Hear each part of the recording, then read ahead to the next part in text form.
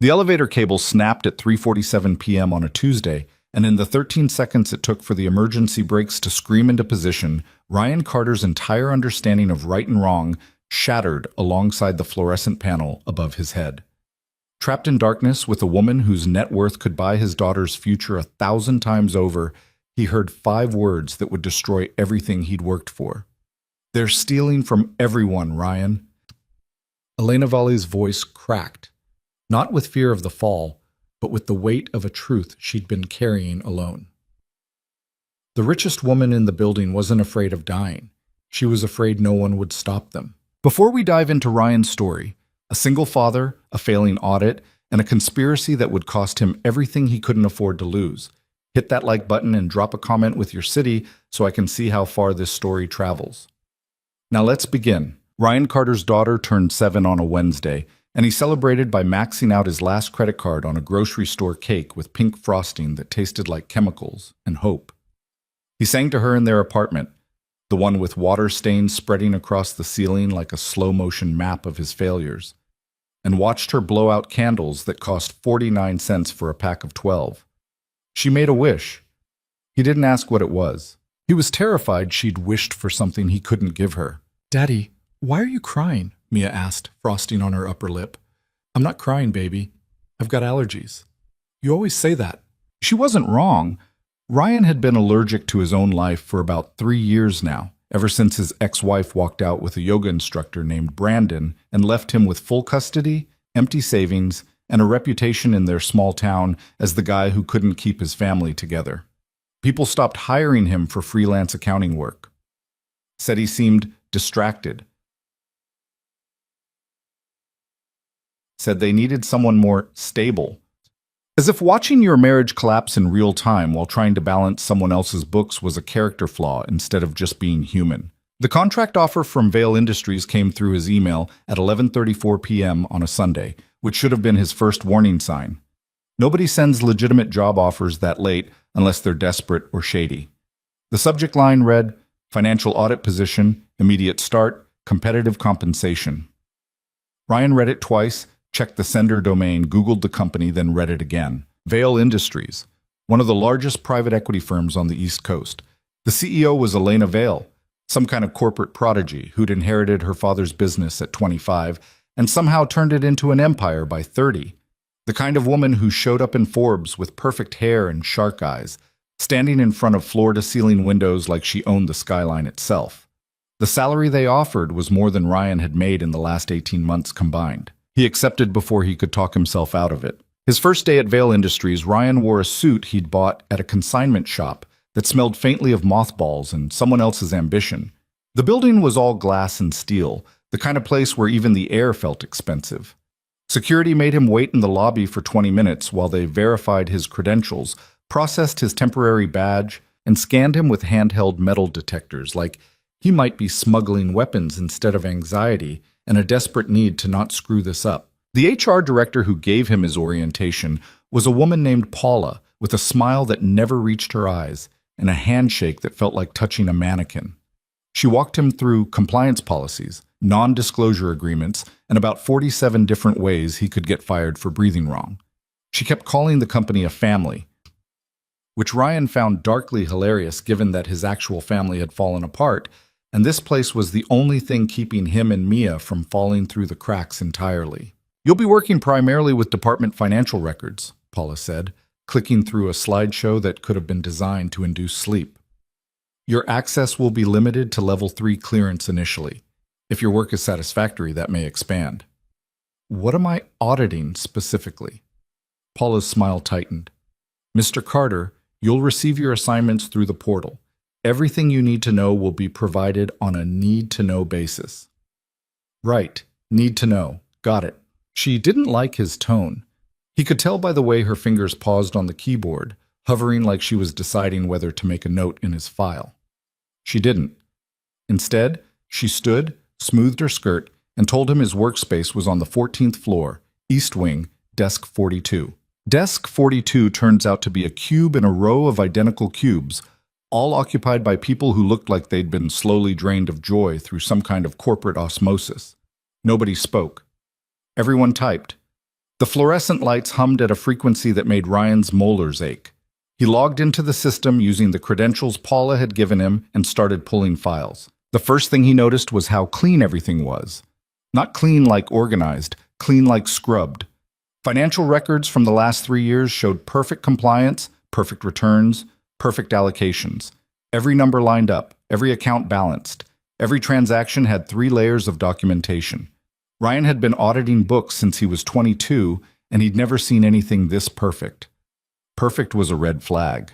He spent his first week digging into employee pension fund allocations. The numbers were pristine. Contributions matched payroll deductions down to the cent. Investment returns were steady, predictable, almost boring. There were no discrepancies, no anomalies, no human error, which was impossible. Human beings made mistakes. Accounting systems had glitches. Markets fluctuated. There should have been something, some decimal point out of place, some late payment, some correction logged in the notes. But there was nothing. Just perfect, frictionless numbers that looked like they'd been generated by a machine that didn't understand how real money actually moved. By Friday of his second week, Ryan had a headache that wouldn't quit, and a suspicion that wouldn't either. He started making notes in a personal notebook. Old school, pen and paper, nothing digital that could be tracked. He wrote down account numbers, timestamps, transaction patterns. He drew circles around things that didn't make sense. He underlined the word "too clean" 3 times. That's when he met her. It was 5:47 p.m. on a Tuesday, late enough that most people had already left, early enough that Ryan still had 3 hours of work ahead of him if he wanted to meet his deadline. He was standing at the 14th floor elevator bank, holding a stack of files he probably wasn't supposed to remove from his desk, when the doors opened and Elena Vale stepped out. He recognized her immediately. You didn't work at Vale Industries without knowing what the CEO looked like.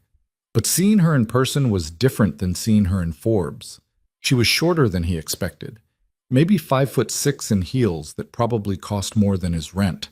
She wore a charcoal suit that fit like it had been designed specifically for her body, and her hair was pulled back in a way that made her look both younger and harder than her 30 years. She walked past him without a glance, trailing 2 assistants who were both talking at her simultaneously. Something about a board meeting and a merger and a call with Singapore that couldn't wait. Elena didn't respond to either of them. She just kept walking, her heels clicking on the polished floor like a countdown. Ryan stepped into the elevator, hit the button for the lobby. Tried not to think about how people like Elena Vale lived in a completely different universe than people like him, and those universes never actually touched except in moments like this.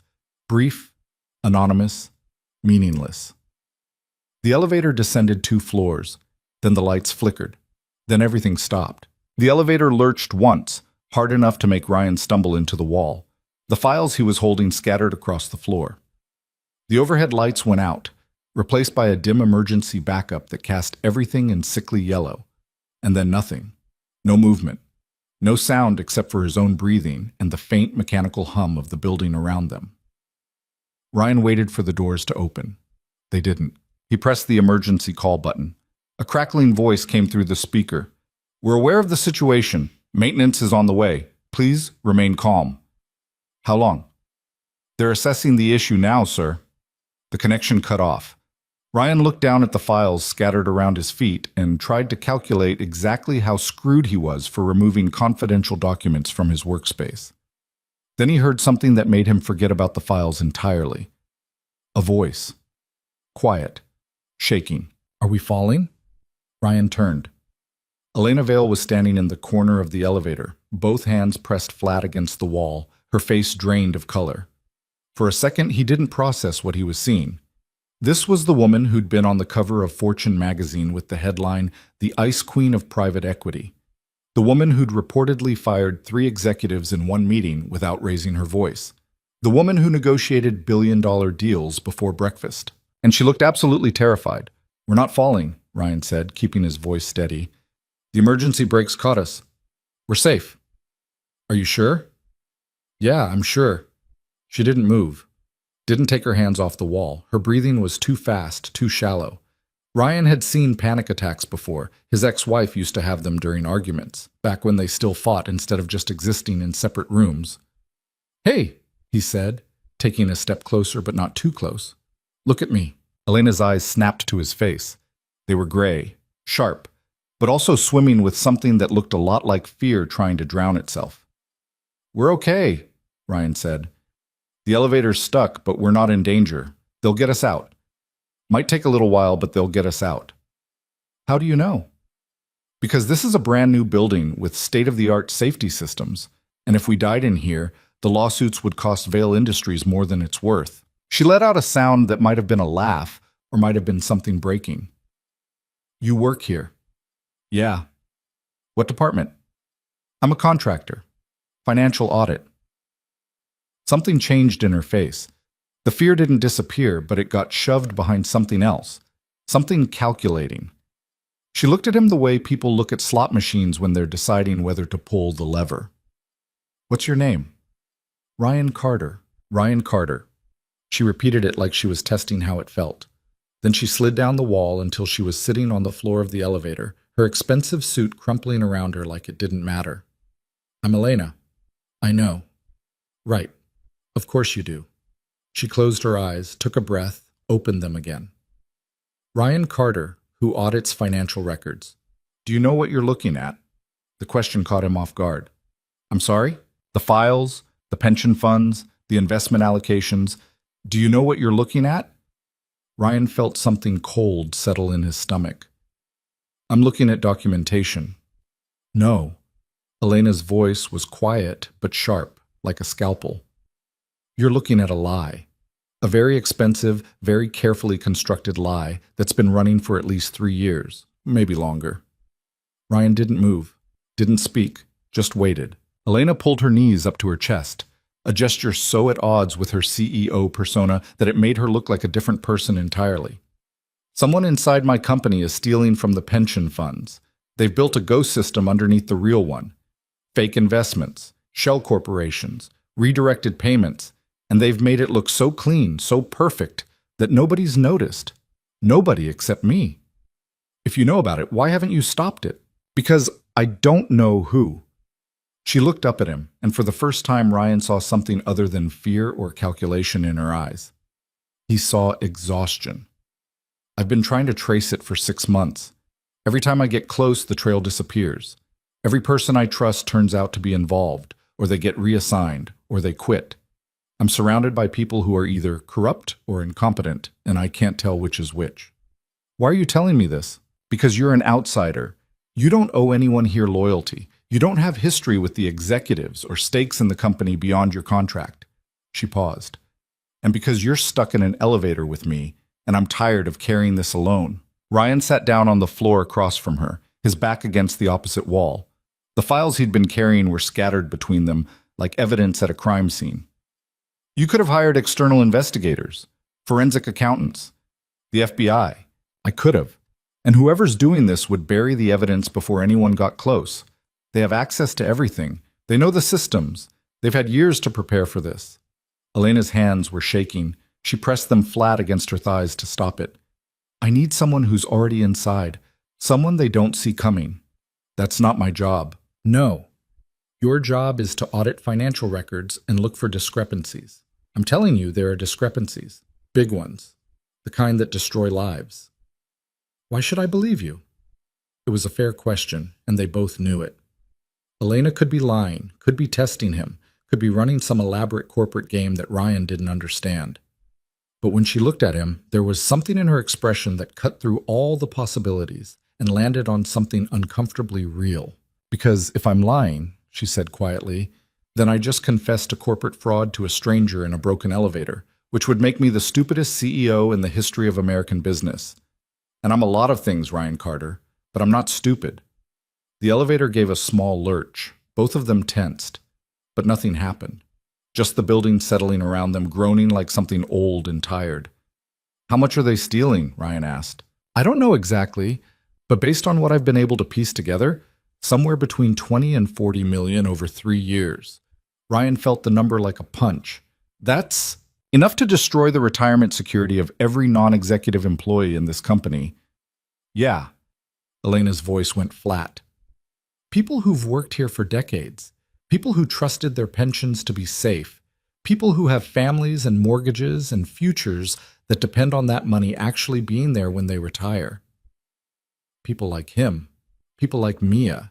Ryan thought about his daughter's birthday cake, the pink frosting, the cheap candles, the wish she wouldn't tell him because she knew better than to wish for things he couldn't afford.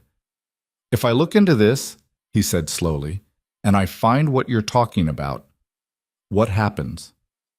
We expose it. We stop it. We get the money back. And if the people stealing it are powerful enough to hide it for 3 years, what happens to me when they realize I'm the one uncovering their system? Elena didn't answer right away. When she did, her voice was honest in a way that made Ryan respect her and want to run from her at the same time. I don't know, but I can tell you what happens if nobody stops them. They keep stealing. They get better at it. And when the pension fund finally collapses, everyone blames market conditions or mismanagement, and the people responsible walk away rich while everyone else loses everything. The elevator lurched again. This time, the emergency speaker crackled to life. We have crews working on the issue. You should be moving within the next 10 to 15 minutes. Are you both all right in there? Ryan reached up and hit the button. We're fine. Elena was watching him, not the way a CEO watches a contractor. The way one person watches another when they're trying to figure out if they're about to make a terrible mistake together. If I do this, Ryan said, I need protection. I need access to files I don't currently have clearance for. And I need you to understand that if this blows up, I can't afford to lose this job. I have a daughter, I have bills, I have about $600 in my bank account, and a landlord who doesn't accept good intentions as rent. I'll protect you. You can't promise that. No, Elena admitted, but I can try. And right now trying is all I've got. The elevator hummed, then jerked, then started moving again slowly, like something wounded, but moving. The emergency light stayed dim, but the floor numbers started ticking down on the display. 12, 11, 10. Ryan gathered his files from the floor. Elena stood, brushing off her suit, even though there was nothing to brush off. By the time the elevator reached the lobby and the doors opened, she looked like herself again, composed, untouchable, every inch the ice queen of private equity. But Ryan had seen her sitting on the floor with her knees pulled to her chest, and you couldn't unsee something like that. She stepped out first, turned back to look at him. Check your email tonight. I'll send you expanded access credentials. Start with the Shell Corporation transactions from 18 months ago. Look for anything routed through accounts ending in 7734. How do you know about those accounts? Because I've been looking at this for 6 months, Ryan. I know where some of the bodies are buried. I just can't dig them up alone. She walked away before he could respond, disappearing into the lobby crowd like she'd never been trapped in an elevator at all. Like she'd never told a stranger that her entire company was built on top of a lie. Ryan stood there for a long moment, holding his files and trying to figure out if he'd just made the smartest decision of his life or the dumbest. His phone buzzed, a text from his neighbor, Mrs. Chen, who watched Mia after school. She's fine. $8 snacks, wants to know if you're bringing pizza. Ryan typed back, yeah, pizza. I'll be there in 30. He took the subway home because his car had died 3 months ago and he couldn't afford to fix it. He picked up a $10 pizza that was mostly grease and cardboard. He climbed the stairs to his apartment and found Mia sitting at their kitchen table doing homework in a workbook that was 2 grades below where she should be because the school kept passing her along even though she was struggling. Daddy! She jumped up and wrapped her arms around his waist. You're late. I know, baby. I'm sorry. Work stuff. Was it important? Ryan looked down at his daughter, 7 years old, missing a front tooth, wearing a shirt with a stain on the collar that he kept forgetting to treat. She looked up at him with complete trust, like he was someone who had his life together, someone who made good decisions. Yeah, he said quietly. It was important. That night, after Mia went to bed, Ryan opened his laptop and checked his email. There was a message from an internal Vail Industries address he didn't recognize. No subject line, just a single attachment, a temporary security clearance upgrade, and a list of account numbers. The last line of the email read, "Be careful. They're watching everything." Ryan stared at the screen for a long time. He thought about his daughter sleeping in the next room. He thought about the pension funds being drained. He thought about Elena Vail sitting on an elevator floor, carrying a truth too big for one person to hold. Then he opened the first file and started reading. The numbers looked perfect, clean, flawless. But Ryan had learned a long time ago that perfect was just another word for hiding something. He worked until 3 in the morning, mapping transactions and tracing accounts. He didn't find anything concrete. Not yet. But he found patterns, repetitions, timing that was just slightly too convenient to be coincidence. He found the edges of the lie. And he knew, the way you know something in your bones before your brain catches up, that pulling on this thread was going to unravel everything. The company, the conspiracy, maybe his entire life. But people were being robbed. Families were being destroyed. And someone had to stop it. Ryan saved his notes to a flash drive he kept hidden in a coffee can in his kitchen cabinet. He shut down his laptop. He sat in the dark of his tiny apartment and tried to convince himself that he wasn't about to ruin everything he'd worked for. He failed. But he was going to do it anyway, because that's what you did when you were broke and desperate, and the only thing you had left was the ability to choose between looking away and looking closer. Ryan chose closer. And somewhere in a tower of glass and steel, Elena Vale was making the same choice, betting everything on a man she'd met for 13 minutes in a broken elevator. Neither of them knew how much it was going to cost, but they were about to find out. Ryan started seeing the pattern on his 4th night of digging through the files Elena had given him access to. It was 2:43 a.m., and his eyes felt like someone had rubbed sandpaper across them. But there it was, a transaction loop that repeated every 17 days like clockwork. Money moved from the pension fund into what looked like a legitimate investment vehicle, sat there for exactly 48 hours, then got rerouted through 3 shell corporations before landing in an account that didn't appear anywhere in Vale Industries' official records. The amount varied, sometimes 30,000, sometimes 60, but it always moved on the same schedule, and it always disappeared into the same black hole. Ryan took a screenshot, saved it to his flash drive, and felt his stomach turn over. This wasn't a mistake. This wasn't sloppy bookkeeping or a clerical error someone could explain away. This was deliberate, systematic. Someone had built this structure with the kind of precision that only came from planning and practice. His phone buzzed. A text from an unknown number. "Stop looking at your screen and get some sleep. You're no good to anyone exhausted." Ryan's heart kicked into his throat. He looked around his apartment like someone might be standing there watching him, even though he knew he was alone. Mia was asleep in her room. The door was locked. The windows were closed. But someone knew what he was doing. Someone was watching. He typed back, "Who is this?" The response came immediately. "Elena, I had your number pulled from HR. Don't panic. I'm monitoring network activity.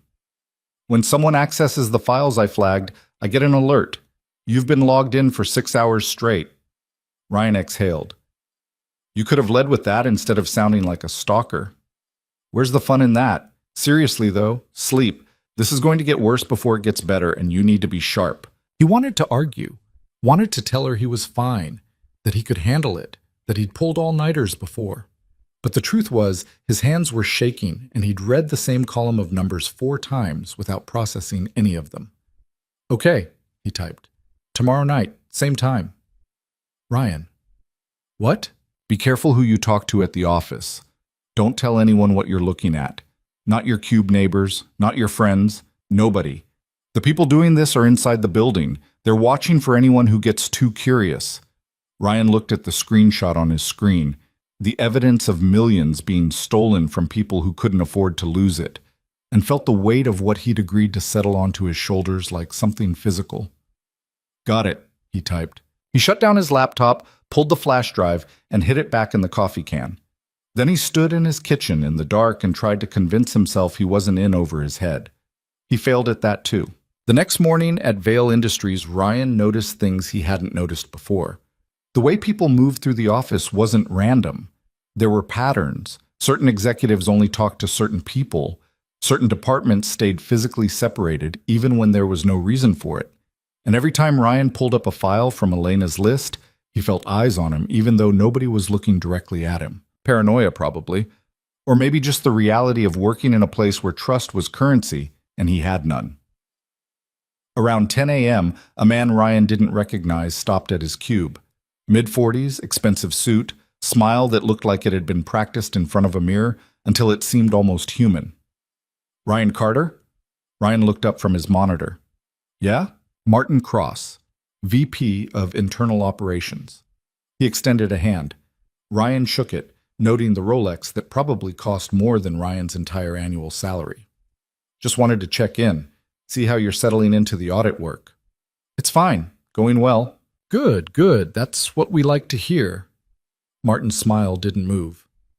I noticed you've been requesting access to some older files, pension fund documentation from a couple years back.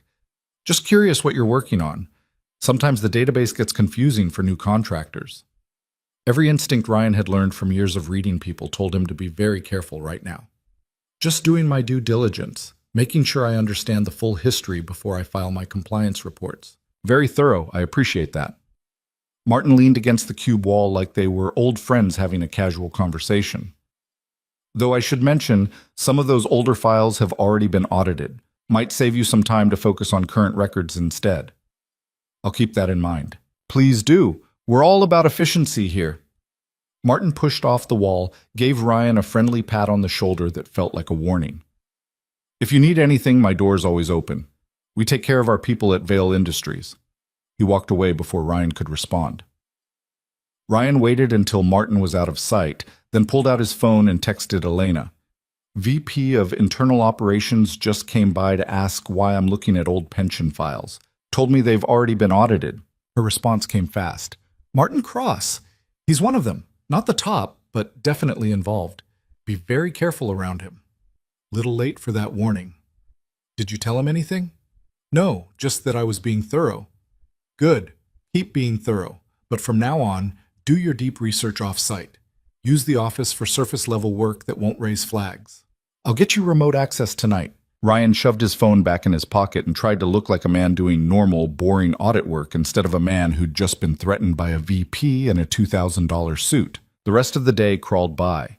Ryan processed expense reports, checked payroll allocations, and did exactly the kind of mindless compliance work that was in his actual job description.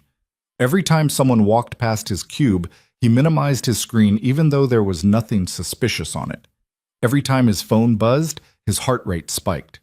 By 5 p.m., he was exhausted from the effort of pretending everything was normal. He picked up Mia from Mrs. Chen's apartment, listened to her talk about a spelling test she'd failed, and a boy named Derek who'd stolen her pencil, and tried not to think about the fact that he was investigating a multi-million-dollar fraud that could get him fired or worse. Daddy, you're not listening, Mia said. They were sitting at their kitchen table eating reheated spaghetti that was mostly sauce and hoping. Ryan had been staring at the wall for the past 3 minutes without realizing it. I'm sorry, baby. I'm listening now. What did Derek do with your pencil? He threw it in the trash because I told him his handwriting looked like a chicken walked across his paper. Ryan tried not to smile. You probably shouldn't tell people their handwriting looks like chicken scratches. But it did. I know, but sometimes we keep those observations to ourselves. Mia stabbed at her spaghetti with more force than necessary. You always say I should tell the truth. I do say that. And you should. But there's a difference between telling the truth and being mean.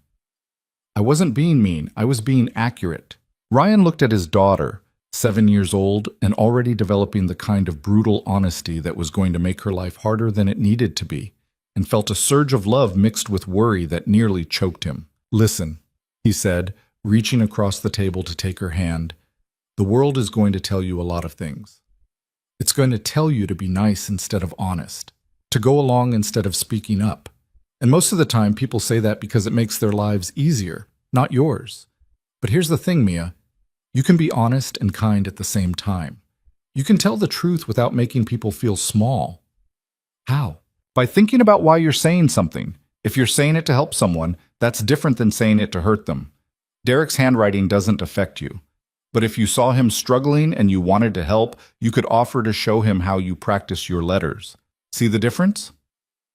Mia thought about this. I guess. It's hard. I'm still learning it too. Are you telling the truth at your new job? The question caught Ryan completely off guard. What? You always look worried when you come home now, like you know something you're not supposed to know. Mom used to look like that before she left. Ryan felt something crack inside his chest. Baby, your mom leaving had nothing to do with you or anything you did. You know that, right? I know, but she looked scared. And you look scared now. Kids saw everything. Ryan had forgotten that. Or maybe he'd been hoping Mia was too young to notice that her father was slowly falling apart. I'm not scared, he lied. Then, because he'd just told her to be honest, okay, I'm a little scared. But not about you. Never about you. I'm dealing with some complicated stuff at work, but I'm handling it, I promise. Is someone stealing? Ryan's blood went cold. Why would you ask that? Because you're doing money stuff, right? Looking at numbers? And you look the way I look when I know someone cheated on a test, but I don't know if I should tell the teacher. Out of the mouths of children. Ryan took a breath and tried to figure out how to explain corporate fraud to a 7-year-old without terrifying her. Someone might be doing something wrong, he said carefully. And I'm trying to figure out if that's true, and if it is, how to stop it. But that's my job. You don't need to worry about it. Will you get in trouble? I might, but doing the right thing is worth getting in trouble for sometimes. Mia looked at him with those two old eyes that kids got when they'd seen their families break apart and learned that adults didn't always have the answers. Okay, Daddy, but be careful. I will. That night, after Mia was asleep, Ryan's laptop pinged with a new email. Remote access credentials from an IT address he didn't recognize, and a note from Elena. These will let you in from home. The connection's encrypted. Don't use your personal computer for anything else while you're logged in. No social media, no email, nothing. And don't tell anyone you have this access. Ryan logged in and found himself looking at financial records that weren't supposed to exist.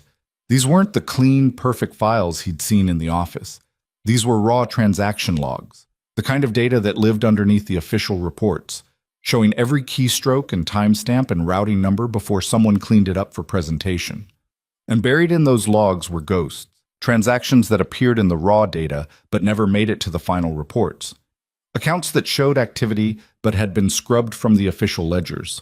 Money that moved through the system like water through a sieve, disappearing a little at a time in ways that wouldn't trigger automatic alerts. It was brilliant, actually. Whoever designed this didn't steal in big chunks that would show up on audits. They skimmed. A fraction of a percent here, a rounding error there, amounts so small that any individual transaction looked like normal market fluctuation or administrative fees, but added up over 3 years across hundreds of employee pension accounts, and you got tens of millions of dollars. Ryan started building a spreadsheet. He tracked every ghost transaction he could find, mapping them to their destination accounts, and tracing the shell corporation network. It was slow work, tedious, the kind of thing that required absolute focus and made his eyes cross after the first hour. But it was also the kind of work Ryan was good at. Numbers didn't lie. They could be manipulated, hidden, obscured, but if you knew how to read them, they told you the truth, whether they wanted to or not. By 4 a.m., he had a map. Not complete, but enough to see the shape of the operation. Enough to understand that this wasn't the work of one person. The system was too complex, touched too many departments, required too much access. This was coordinated. Multiple people working together, all of them inside Vail Industries, all of them protected by positions high enough that questioning them was career suicide. Ryan saved everything to his flash drive and was about to shut down when a new email came through. Subject line, "We need to talk." No sender name, just an internal Vail Industries email address. Ryan's finger hovered over the delete button. This could be a trap. Could be someone testing him to see if he'd respond to anonymous contact. Could be anything. He opened it anyway. The message was short. Conference room 7B, tomorrow, 7 p.m. Come alone. Don't tell anyone, including Elena. If you want to know who's really running this, be there. Ryan read it 3 times. This was either the break he needed or the end of everything. No way to know which until he showed up. He typed back, "How do I know this isn't a setup?" The response came immediately, like someone had been waiting for his reply. "You don't, but you're already in too deep to back out now. 7 p.m. Conference room 7B, don't be late." Ryan sat in the dark of his apartment, listening to the building settle around him and the distant sound of traffic and trying to make a decision that could ruin his life. Then he thought about Mia asking if someone was stealing, about Elena sitting on an elevator floor exhausted from carrying this alone, about the hundreds of employees whose pensions were being drained while they worked jobs they hated and trusted the company to take care of them. He typed, "I'll be there." The next day at the office felt like walking through a dream where everyone knew something he didn't. Martin Cross smiled at him in the hallway. Paula from HR asked how his work was going with a tone that suggested she already knew the answer. People Ryan had never spoken to suddenly seemed very interested in making small talk about nothing. Ryan kept his head down, did his surface work, and counted the hours until 7 p.m. At 6:45, he packed up his desk like he was leaving for the day, took the elevator down to the lobby, walked outside, then circled around to the back entrance that contractors used for late-night access and badged back in. The 14th floor was empty. Most people cleared out by 6, and the cleaning crew didn't start until 8. Ryan's footsteps echoed on the polished floor as he walked toward conference room 7B, which was tucked in a corner away from the main workspace. The lights were off inside. Ryan stood outside the door for a long moment, giving himself one last chance to turn around and pretend this email had never happened. Then he opened the door and stepped inside. The lights came on automatically. The room was empty except for a single chair facing the window and a figure sitting in it, backlit by the city lights so Ryan couldn't make out their face. "Close the door," a woman's voice said. Ryan closed the door. The figure stood and turned around, and Ryan's stomach dropped. It was Catherine Reeves, Vail Industries' chief financial officer, a woman who'd been with the company for 15 years and was widely considered Elena's most trusted executive. She was in her early 50s, sharp-featured, with gray hair she didn't bother to dye, and a reputation for being impossible to intimidate. "Mr. Carter," she said, "thank you for coming." Ryan didn't sit, didn't move, just waited. Catherine walked closer, stopping a few feet away. "I know what you're looking at. I know Elena gave you access, and I know you're trying to figure out who's stealing from the pension funds. Are you about to confess?" "No. I'm about to tell you that you're looking at the wrong people." She pulled a flash drive from her pocket and set it on the conference table between them. "Everything on here is going to contradict what Elena told you, and you're going to have to decide who you believe." "Why should I believe you?" "Because I'm the one who's been trying to stop this for 2 years. Long before Elena ever noticed something was wrong."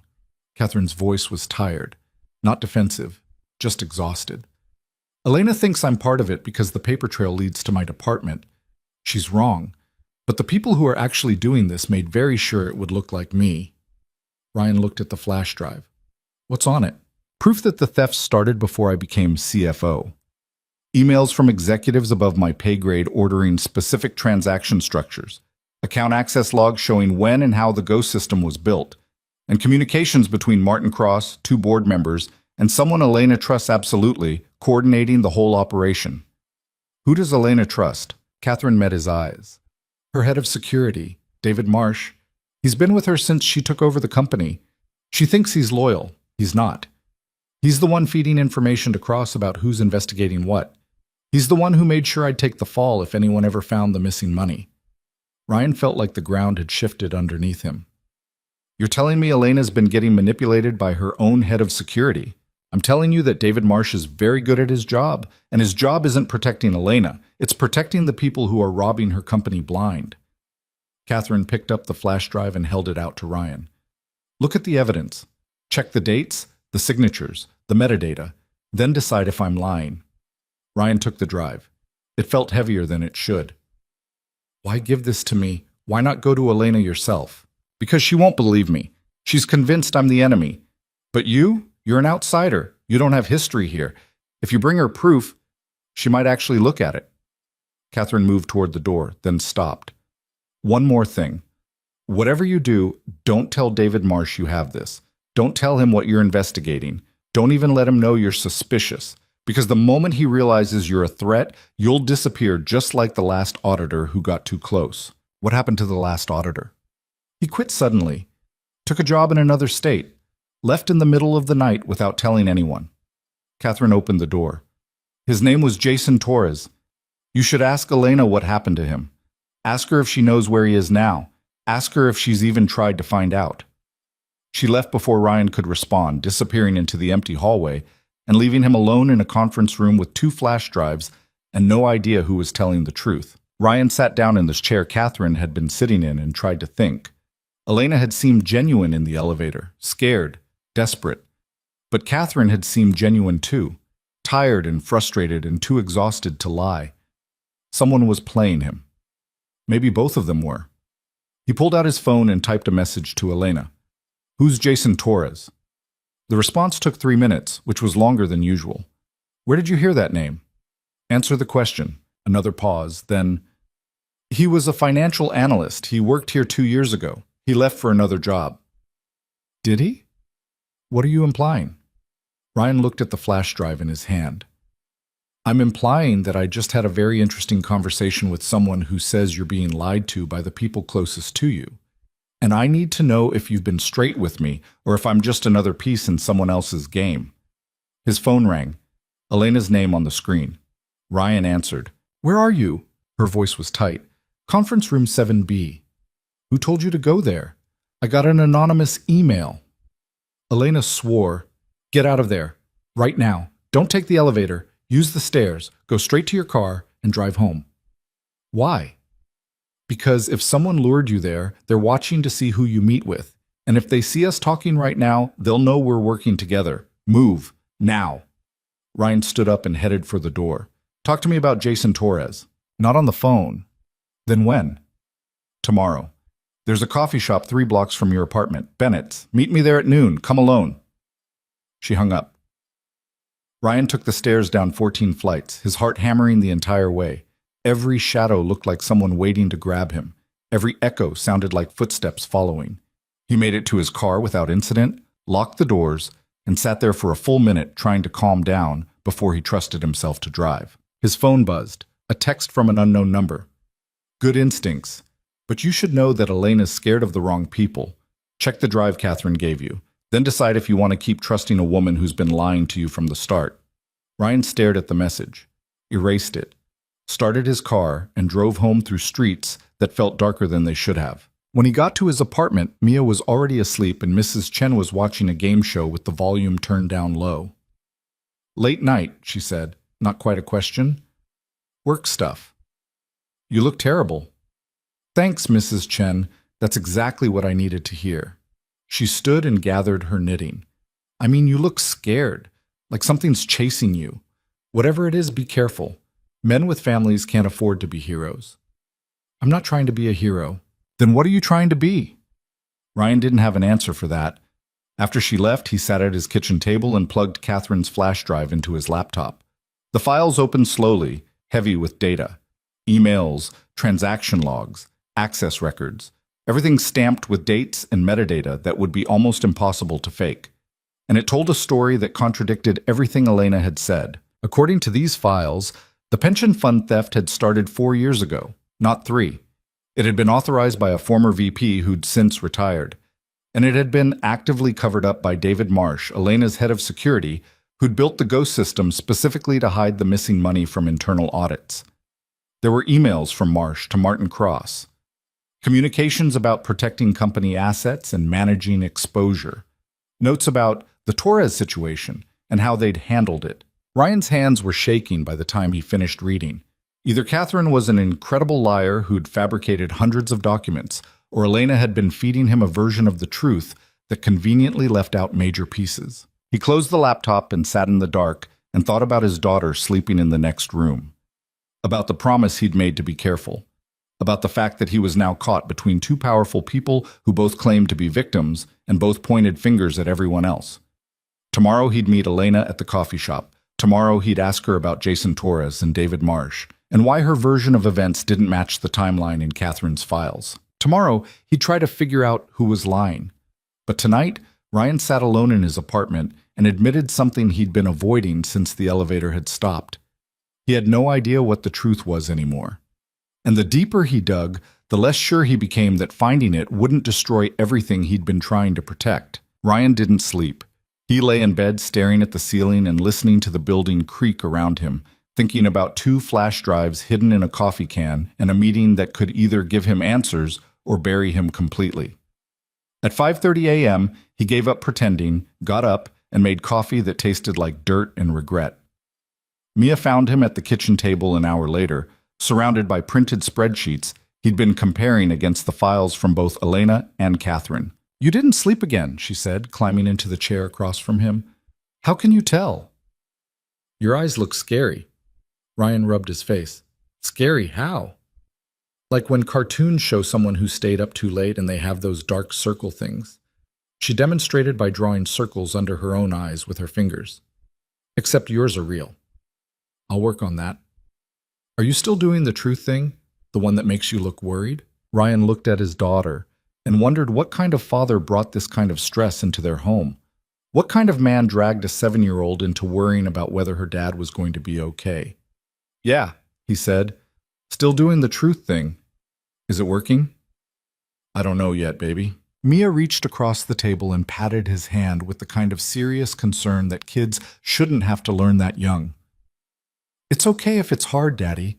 Mom always said you make things harder than they need to be, but I think you just care more than other people. Something in Ryan's chest cracked open. His ex-wife had said that exact thing during one of their last fights, except she'd meant it as an insult. You care too much about everything except us. But Mia had taken those same words and turned them into something that sounded almost like pride. Your mom wasn't wrong about that, Ryan said quietly. I know, but caring isn't bad. Teacher says caring is how we make the world better. Your teacher's right. So you're making the world better? Ryan looked at the spreadsheets scattered across their cheap kitchen table, at the evidence of fraud that could cost him everything, and tried to figure out how to explain to a 7-year-old that making the world better sometimes meant breaking your own life apart. I'm trying, he said.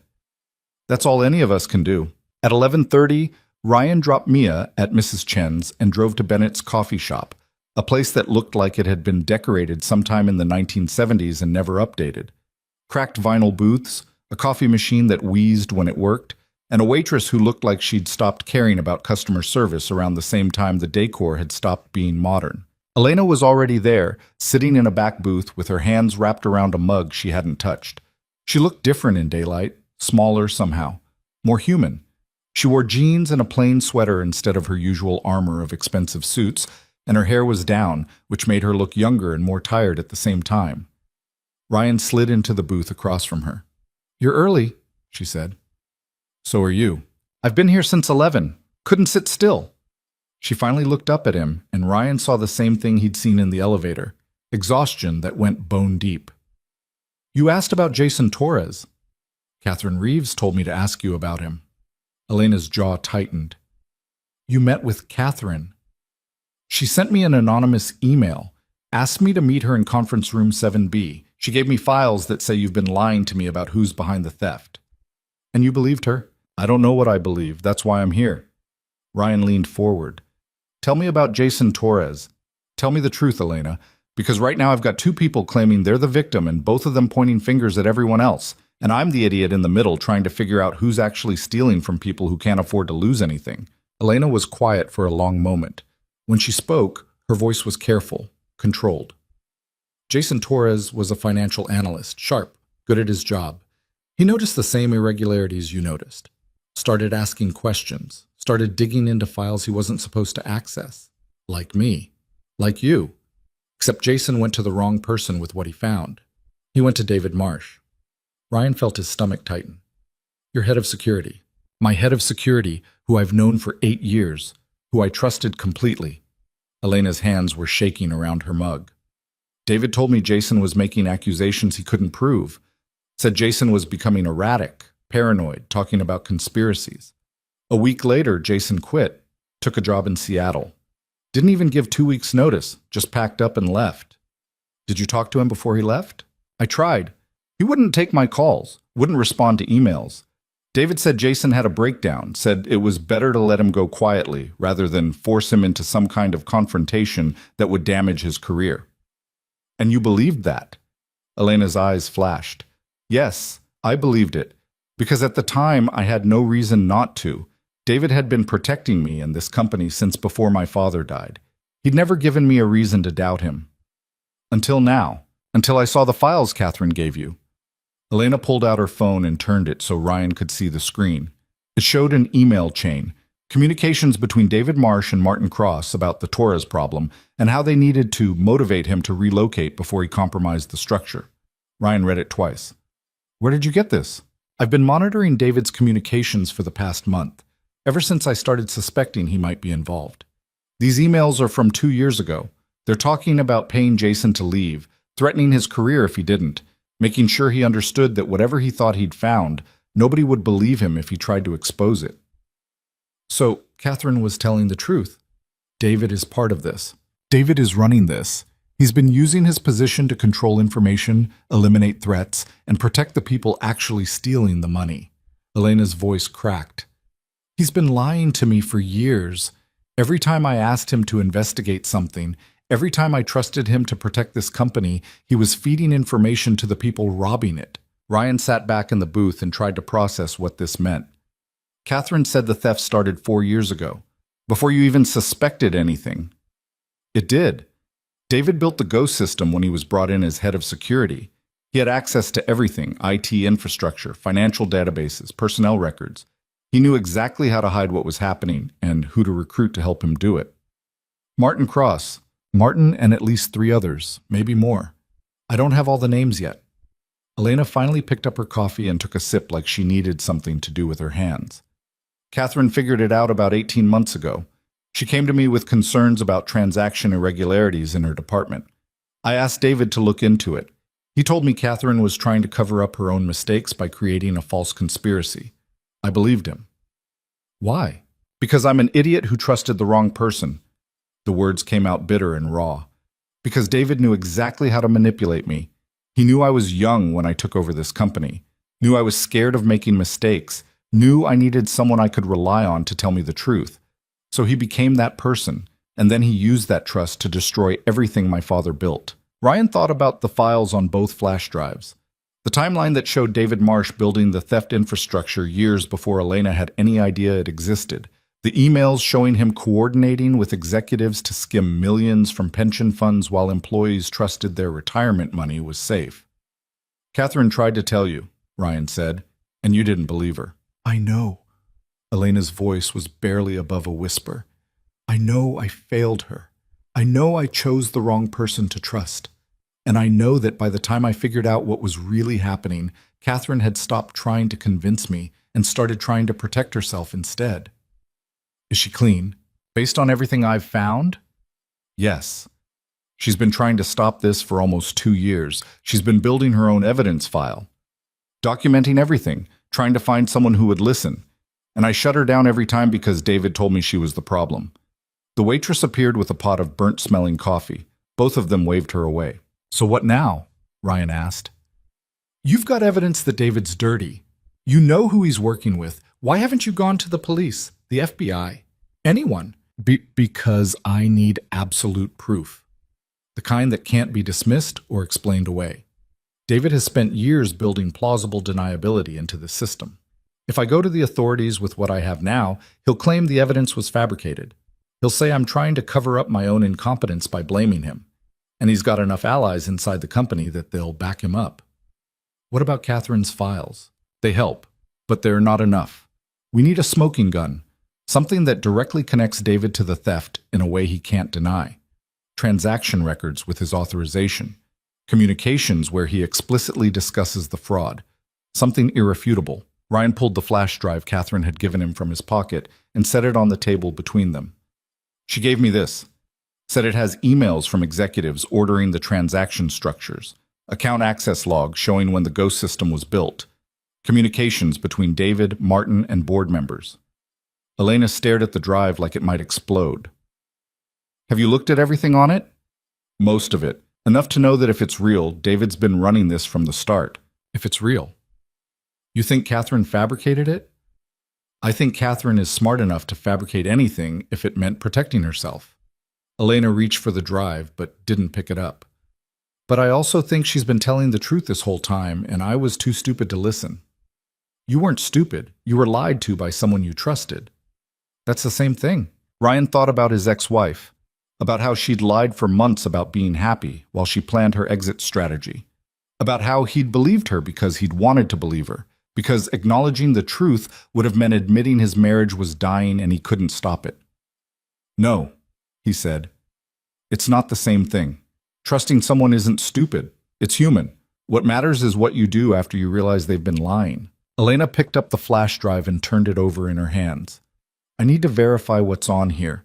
Cross-reference it with what I've already found. If Catherine's evidence is legitimate and I combine it with what I've been gathering on David, we might have enough to take this to federal prosecutors. And if we don't, then David destroys the evidence, buries the witnesses, and walks away rich while everyone else loses their pensions and blames the market crash or company mismanagement or anything except the truth. Ryan felt the weight of what they were trying to do settle onto him like something physical. This wasn't just about finding fraud anymore. This was about taking down people with enough power and money to make problems disappear. People who'd already made one auditor vanish and wouldn't hesitate to do it again. I need to ask you something, Ryan said, and I need you to be honest with me. Okay, if this goes bad, if David figures out what we're doing and comes after me, will you actually protect me? Or will I end up like Jason Torres, paid off and shipped somewhere quiet with threats hanging over my head? Elena met his eyes. If this goes bad, I'll do everything in my power to keep you safe, but I can't promise it'll be enough. David has resources I don't fully understand yet. He has connections. He knows how to eliminate threats. And if he decides you're too dangerous to let walk away, I don't know if I can stop him. It was the most honest thing anyone had said to Ryan in weeks. Okay, he said. Then we'd better make sure this doesn't go bad. They spent the next 2 hours in that coffee shop booth going through every file on both flash drives, cross-referencing dates and signatures and transaction codes. The waitress refilled their coffee 3 times with increasing annoyance before giving up and leaving the pot on their table. The evidence painted a clear picture. David Marsh had been recruited by a former board member 4 years ago to help hide what started as a small accounting irregularity. But instead of fixing the problem, David saw an opportunity. He built the ghost system. He brought in Martin Cross and others. He created a structure that could siphon money from pension funds without triggering audits, and he'd been doing it systematically ever since. The theft had accelerated after Elena took over as CEO. David knew she was young, inexperienced, easy to manipulate. He'd positioned himself as her most trusted advisor and then used that position to ensure she never looked too closely at the parts of the company he was robbing. Catherine had noticed the irregularities first because her department processed the pension fund transactions. She'd gone to Elena, been dismissed, and then started building her own case.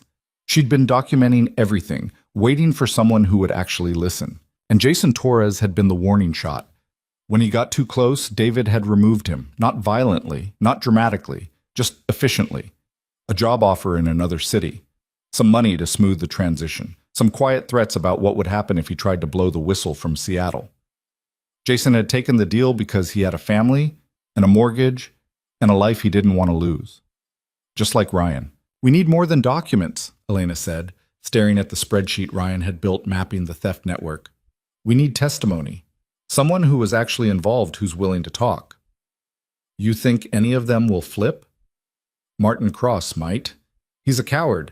If he thinks he's going down anyway, he'll make a deal to save himself. How do we pressure him?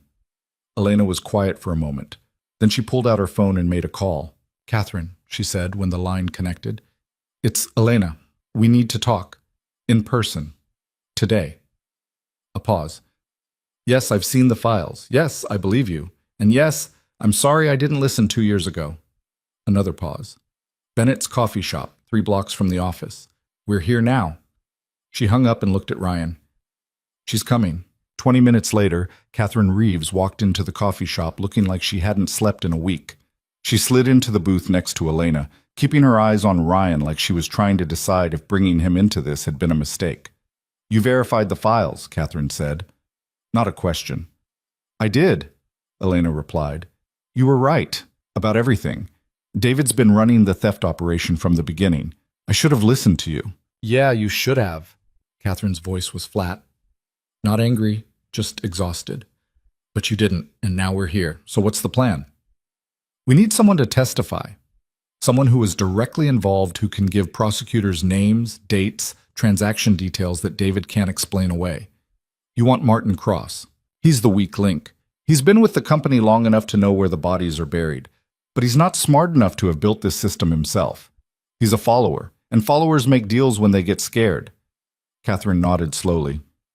You're going to need leverage, something that makes him more afraid of prison than he is of David. I've got transaction records with Martin's authorization codes all over them. He can't claim he didn't know what was happening. His fingerprints are on millions in theft. That's not enough. David will throw Martin under the bus in a heartbeat if it means saving himself. Martin knows that. He won't flip unless he believes we can actually protect him. Ryan had been quiet, listening to two women who'd been fighting this battle longer than he'd known it existed. But something Catherine said triggered a thought. "What if we don't need Martin to flip?" he said. Both women looked at him. "What if we just need David to think Martin's flipping?" Elena's eyes narrowed. "Keep talking."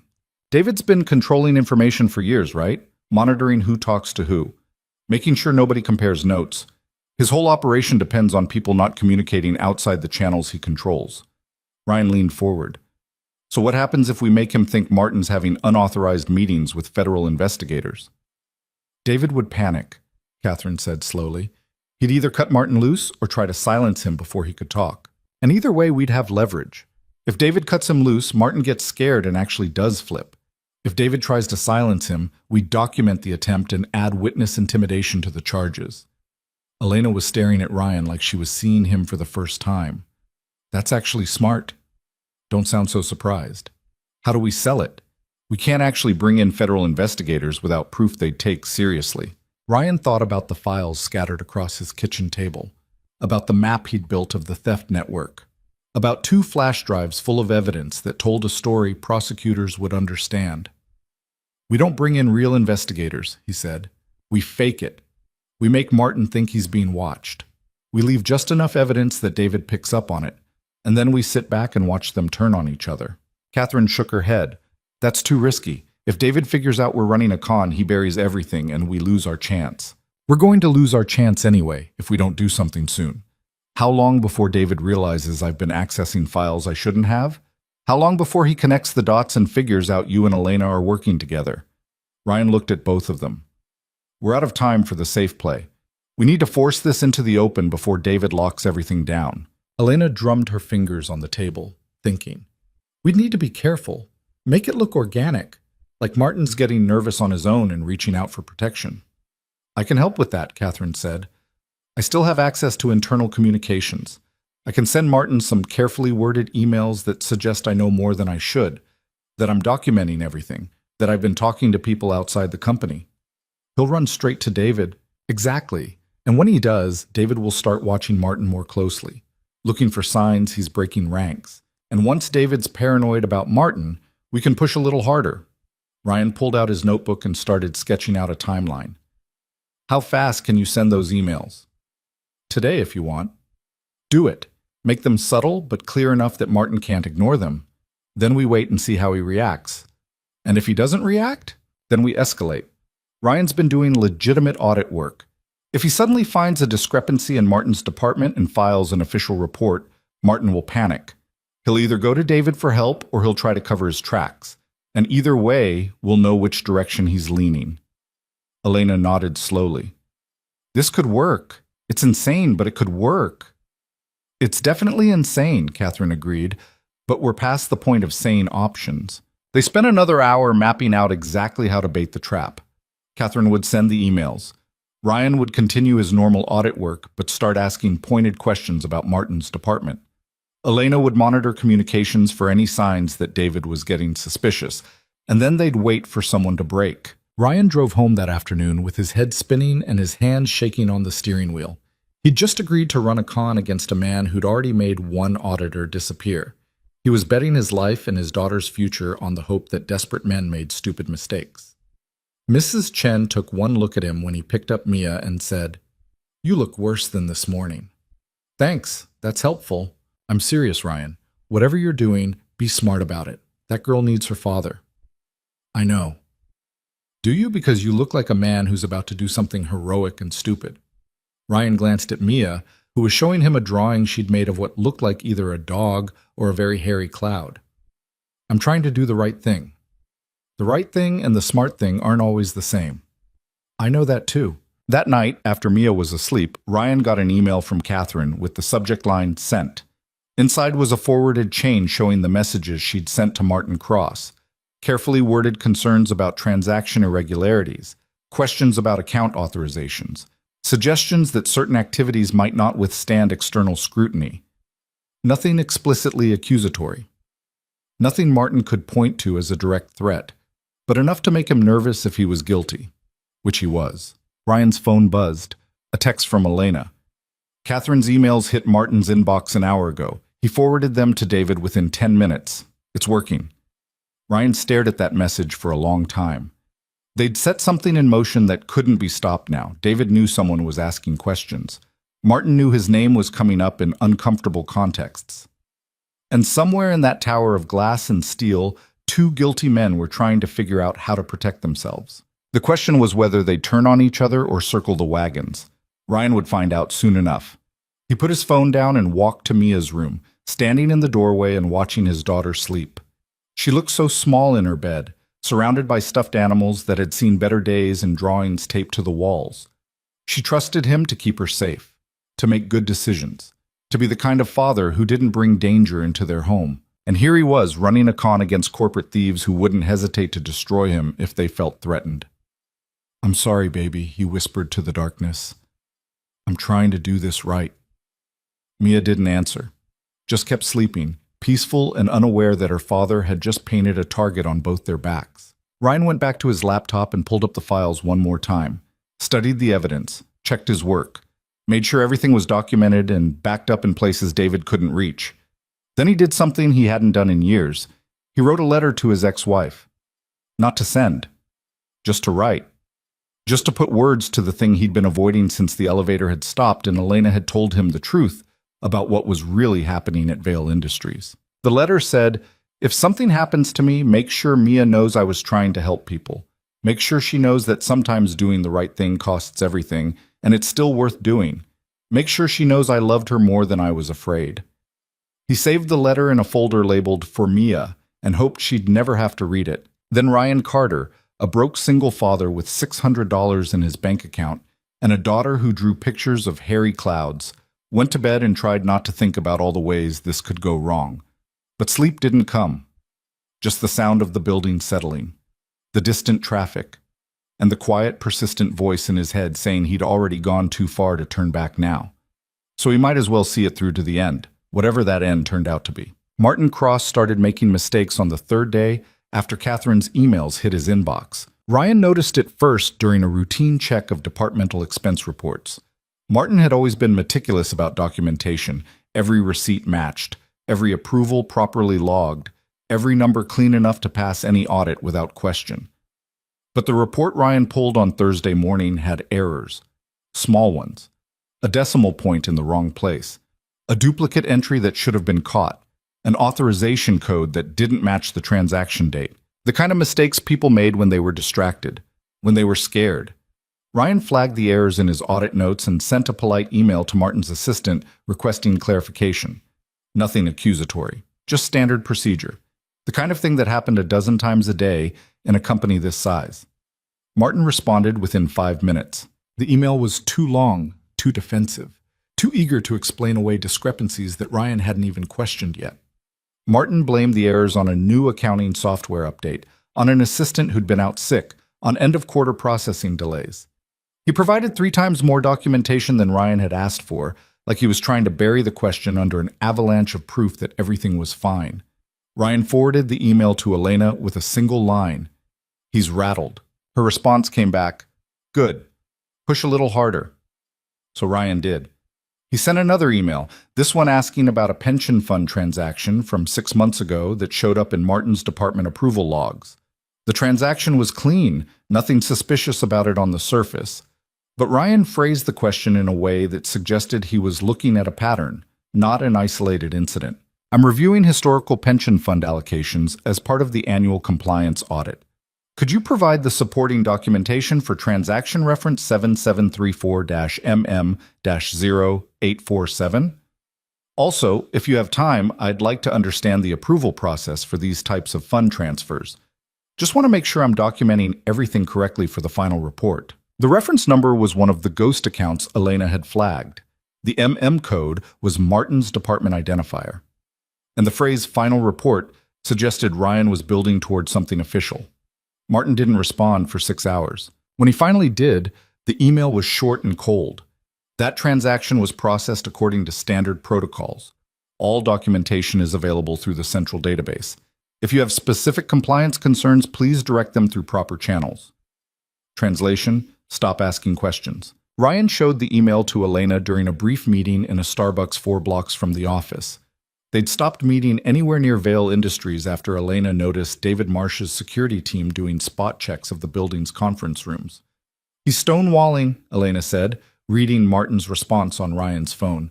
"That's not how he normally handles audit requests. He's usually over-cooperative, gives you everything you ask for and then some." "So he knows I'm onto something." "He knows someone's onto something. Question is whether he thinks it's you acting alone or you working with someone else."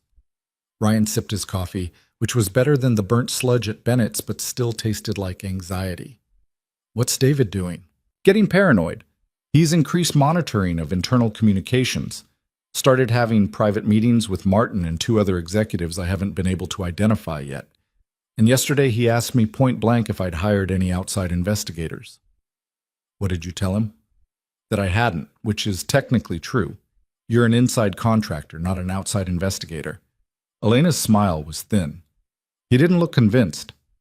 "How long before he connects the dots?" "Not long. Maybe a week if we're lucky. Days if we're not." "Then we need to move faster.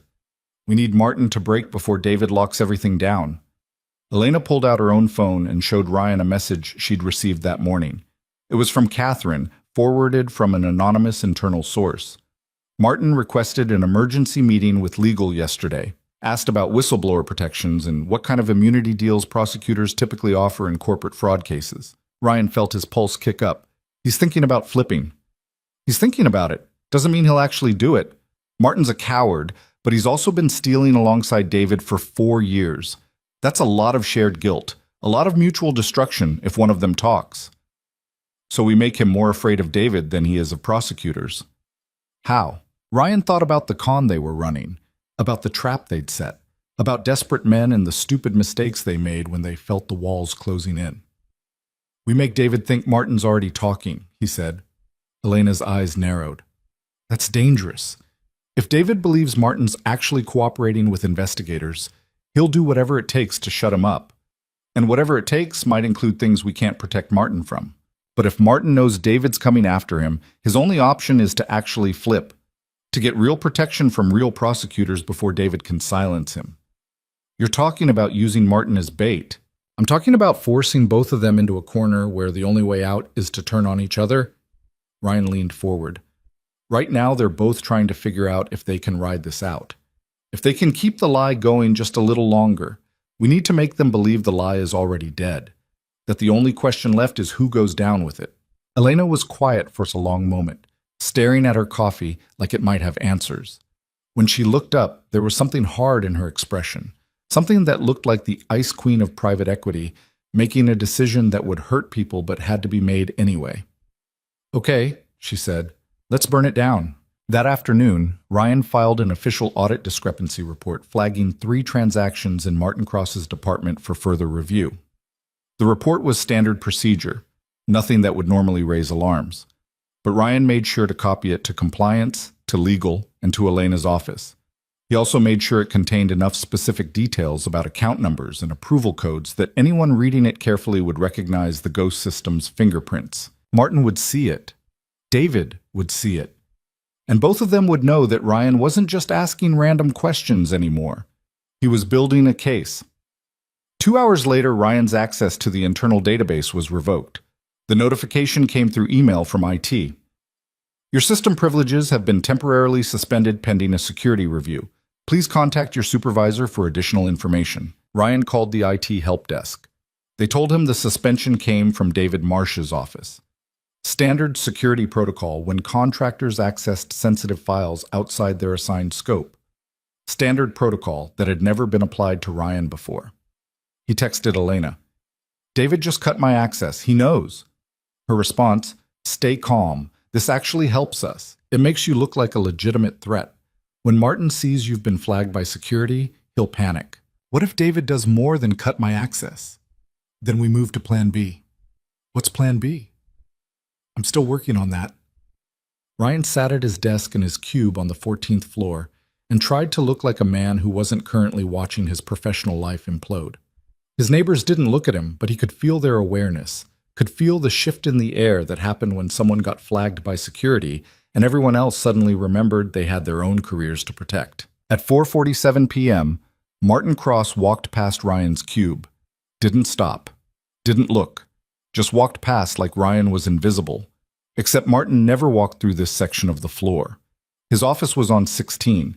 He had no reason to be here unless he wanted to see Ryan for himself. Unless he wanted to confirm that the auditor asking uncomfortable questions was real and present and potentially dangerous. Ryan kept his eyes on his monitor, pretending to work on files he could no longer access, and counted the seconds until Martin disappeared around the corner. Then he pulled out his phone and typed a message to the group chat he'd started with Elena and Catherine. Martin just did a visual confirmation. He's assessing the threat level. Catherine's response came first. Good. Let him assess. I just sent him another email asking about documentation for overseas investment accounts. Copied compliance and legal on it.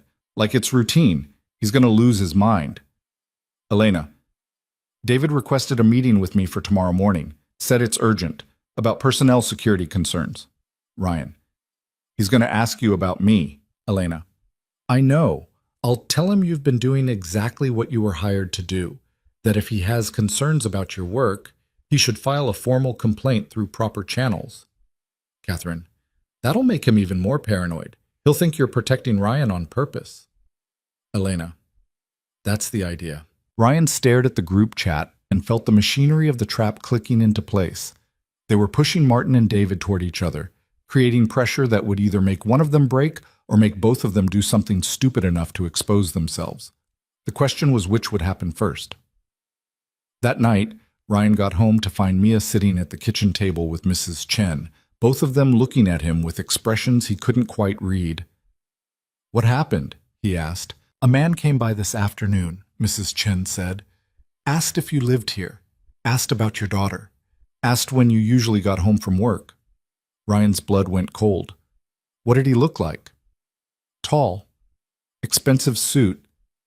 Had that look people get when they're used to being listened to. Mrs. Chen's voice was steady, but her eyes were sharp. I told him you weren't available and he should contact you through proper channels. He left a business card. She handed Ryan a card. Plain white, no company logo, just a name, David Marsh, and a phone number. Ryan felt like he'd been punched in the stomach. Did he talk to Mia? He tried. I shut that down fast, told him if he had business with you, it didn't involve questioning a child. Ryan looked at his daughter, who was watching him with those too aware eyes. Baby, did that man say anything to you? He asked if my daddy was a good man, Mia said quietly. I told him you were the best man I knew. Something in Ryan's chest cracked. He pulled Mia into a hug that was probably too tight, but he couldn't help it. David Marsh had come to his home, had talked to his daughter, had made this personal in a way that crossed every line Ryan had tried to keep between his work and his family. Mrs. Chen, Ryan said, his voice barely controlled, I need you to do me a favor. What kind of favor? If anyone comes around again asking about me or Mia, anyone at all, you call the police first and me second. And you don't let Mia out of your sight until I get here. Mrs. Chen studied his face. You're in trouble. I'm trying to stop some people from doing something very wrong, and they just made it clear they're willing to threaten my daughter to make me stop looking. Then maybe you should stop looking. I can't, not now. Why not? Because hundreds of families were being robbed. Because Jason Torres had been scared into silence and no one had fought for him. Because if Ryan walked away now, David Marsh would know that threatening kids was an effective strategy and he'd use it again and again. Because Ryan had a daughter who'd told a dangerous man that her father was a good man, and he needed to prove she wasn't wrong. Because it's too late, Ryan said. I'm already in, and the only way out is through. Mrs. Chen nodded slowly. Then you be careful, and you remember that brave and stupid look an awful lot alike from the outside. After she left, Ryan sat Mia down and tried to figure out how to explain to a 7-year-old that the world was more complicated and dangerous than he'd wanted her to know. That man who came today, Ryan started. He's trying to scare me, trying to make me stop doing my job. But I need you to understand something, baby. No matter what happens, no matter who comes around asking questions, you don't talk to anyone about what I do or where I go or who I talk to, okay? Is he a bad man? Yeah, he is. Are you fighting him? Sort of. Are you going to win? Ryan looked at his daughter and wanted to promise her that everything would be okay. That the good guys always won and justice always prevailed and fathers who fought for the right thing always came home safe. But he'd learned a long time ago that lying to kids didn't protect them. It just made them trust you less when the truth came out. I don't know, he said honestly, but I'm going to try really hard. Mia was quiet for a moment. Then she said, Derek's dad left and never came back. Derek says his dad just got tired of them and went away. Are you going to go away? No, baby. I'm not going anywhere. You promise? Ryan wanted to promise. Wanted to tell her that nothing could take him away from her. But David Marsh had come to their home and talked to his daughter, and that changed the calculus of what promises he could keep. I promise I'm going to do everything I can to stay with you, he said. And I promise that no matter what happens, you're the most important thing in my life. Nothing is more important than you. Not my job, not being right, nothing. It wasn't the promise she wanted, but it was the only one he could give. That night, after Mia was asleep, Ryan called Elena. David came to my apartment, he said when she answered. He talked to my daughter. Elena was silent for a long moment. When she spoke, her voice was tight with anger. What did he say to her? Asked if I was a good man, left his business card with my neighbor like he was making a friendly visit instead of a threat. He's trying to rattle you, trying to make you back off. It's working. Ryan, no, listen to me. I've got a 7-year-old kid who just asked me if I was going to leave and never come back, because that's what happened to her friend's dad. I can't, his voice cracked. I can't put her through that. I can't risk her losing another parent because I wanted to be a hero. You're not being a hero. You're doing what's right. Those things aren't always the same. Mrs. Chen told me that. She was right. Elena didn't respond immediately. Ryan could hear her breathing on the other end of the line, could imagine her in her expensive apartment with her expensive view, trying to figure out how to convince a broke single father that risking everything was worth it. If you want out, she said finally, I understand. I'll make sure David leaves you alone. I'll handle this another way. There is no other way. We both know that.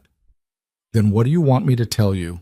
Ryan looked at the bedroom where his daughter was sleeping, at the apartment that was falling apart around him, at the life he'd built from nothing after his wife left, fragile and precious, and one bad decision away from collapsing completely. Tell me that if this goes wrong, you'll make sure Mia's taken care of, he said. Tell me that if David does something to me, you won't let my daughter pay the price for my choices. Ryan, promise me, Elena, because that's the only way I can keep doing this, the only way I can see it through. I promise, she said quietly. If anything happens to you, I'll make sure Mia's protected. I'll make sure she has everything she needs. You have my word. It wasn't enough, but it was something. Okay, Ryan said. Then let's finish this. The next morning, Ryan showed up at Vail Industries at 7 a.m. with a flash drive full of evidence and a plan that was either brilliant or suicidal. He badged in through the main entrance, took the elevator to the 14th floor, and walked straight to Martin Cross's office. Martin's assistant tried to stop him. Mr. Cross isn't available right now. Tell him Ryan Carter is here to discuss the pension fund audit. Tell him I have documentation he's going to want to see before it goes to federal prosecutors. The assistant's face went pale. She picked up her phone and spoke in a voice too quiet for Ryan to hear. 30 seconds later, Martin's office door opened. Mr. Carter, Martin said, his smile not even pretending to be friendly. This is unexpected. We need to talk, privately. Martin glanced at his assistant. Hold my calls. Then to Ryan, come in. Ryan stepped into an office that was all dark wood and leather and the kind of expensive minimalism that screamed success without saying anything about the person who worked there. Martin closed the door and didn't offer Ryan a seat. What's this about? Martin asked. Ryan pulled out the flash drive and set it on Martin's desk. That contains every transaction you've authorized through the Ghost system for the past 4 years. Every shell corporation, every redirected pension fund payment, every piece of documentation that proves you've been stealing from employees who trusted this company to protect their retirement. Martin didn't touch the drive, didn't look at it, just kept his eyes on Ryan's face like he was trying to read whether this was a bluff. I don't know what you think you found, Martin said carefully, but making accusations like that is extremely serious, career-ending even. I'm not making accusations. I'm stating facts. You and David Marsh have been running a systematic theft operation for 4 years. You've stolen somewhere between $30 and $40 million, and I have proof.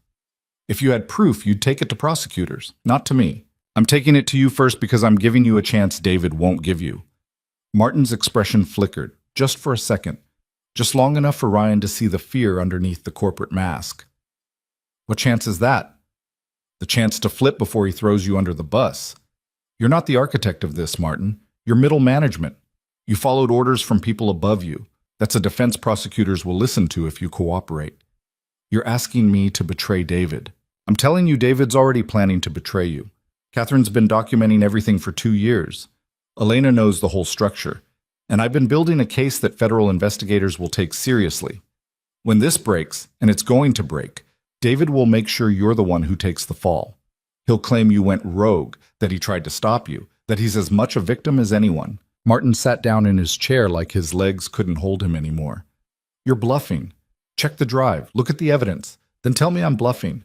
Martin stared at the flash drive like it might bite him. What do you want? I want you to testify. I want you to give prosecutors everything you know about how the ghost system works, who built it, who authorized it, and where the money went. And I want you to do it before David makes you disappear the way he made Jason Torres disappear. Jason took a job in Seattle. David didn't make him disappear. Is that what you tell yourself? That Jason just happened to quit right when he started asking questions? That he just happened to take a job offer in another city right when David needed him gone? Martin's hands were shaking. Ryan could see them trembling against the armrests of his expensive chair. If I testify, Martin said quietly, David will destroy me. If you don't testify, you'll go to prison for fraud, embezzlement, and conspiracy. And you'll go alone while David walks away free. Ryan leaned forward. I'm offering you a way out, the only way out, but it expires the second I walk out of this office. Because if you don't take this deal, I'm taking everything I have straight to the FBI, and you'll be just another name on the indictment. You can't protect me from David. Elena can. She's the CEO. She has resources, she has connections, and she has a vested interest in making sure witnesses stay alive long enough to testify. Martin looked at Ryan with eyes that were desperate and calculating at the same time. How do I know this isn't a trap? How do I know you and Elena aren't working with David to test my loyalty? Because if we were, we'd already have everything we need. David doesn't need your cooperation. He needs your silence. And the way you guarantee silence is by making examples of people who talk. Ryan picked up the flash drive and put it back in his pocket. You've got until end of business today to decide. After that, the offer's off the table and you're on your own. He walked to the door, put his hand on the handle, turned back. One more thing, Martin. David came to my apartment yesterday. He talked to my 7-year-old daughter. He's making this personal because he's scared. And when David's scared, he stops being careful. That's when he makes mistakes. That's when people get hurt. Ryan opened the door. Don't be the person who gets hurt because you were too scared to do the right thing. He left before Martin could respond. Ryan's hands didn't start shaking until he was back in the elevator, riding down to the lobby with his heart hammering in his chest and his mind racing through all the ways the conversation could have gone wrong. Martin could call David right now, could tell him everything Ryan had said, could set in motion whatever plan David had for dealing with threats. Or Martin could sit in his office staring at his desk and realizing that the walls were closing in and the only way out was to turn on the man who'd made him complicit in the first place. Ryan's phone buzzed. Elena. Did you do it? Ryan. Yeah. Elena. How'd he react? Ryan. He's scared. Question is whether he's more scared of David or prosecutors. Elena. We'll know soon enough. Catherine just got word that David scheduled an emergency board meeting for this afternoon. No agenda listed. Ryan. He's circling the wagons. Elena. Or he's preparing to cut someone loose. Either way, things are about to move fast. Ryan stepped out of the building into morning air that felt too cold for late spring and tried to figure out what happened next. He just threatened a VP. He just offered an immunity deal he had no authority to offer. He just bet everything on the hope that Martin Cross would choose self-preservation over loyalty. And somewhere in that building, David Marsh was making his own calculations about how to protect the empire he'd built on stolen money and broken trust. Ryan walked to the subway, rode it home, picked up Mia from Mrs. Chen's, made her lunch, helped her with homework, did all the normal things normal fathers did with their daughters on normal weekdays, and waited for the call that would tell him whether he'd just saved hundreds of families or destroyed his own. The call came at 3:47 p.m. Elena's voice was tight. Martin went to legal this morning, filed a formal whistleblower complaint. He's talking. Ryan felt something that might have been relief or might have been terror.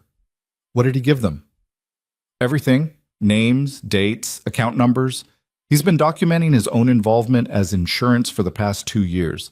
He's got emails from David, communications with board members, transaction authorizations that prove the theft was sanctioned from the top. Is it enough? It's enough to start a federal investigation.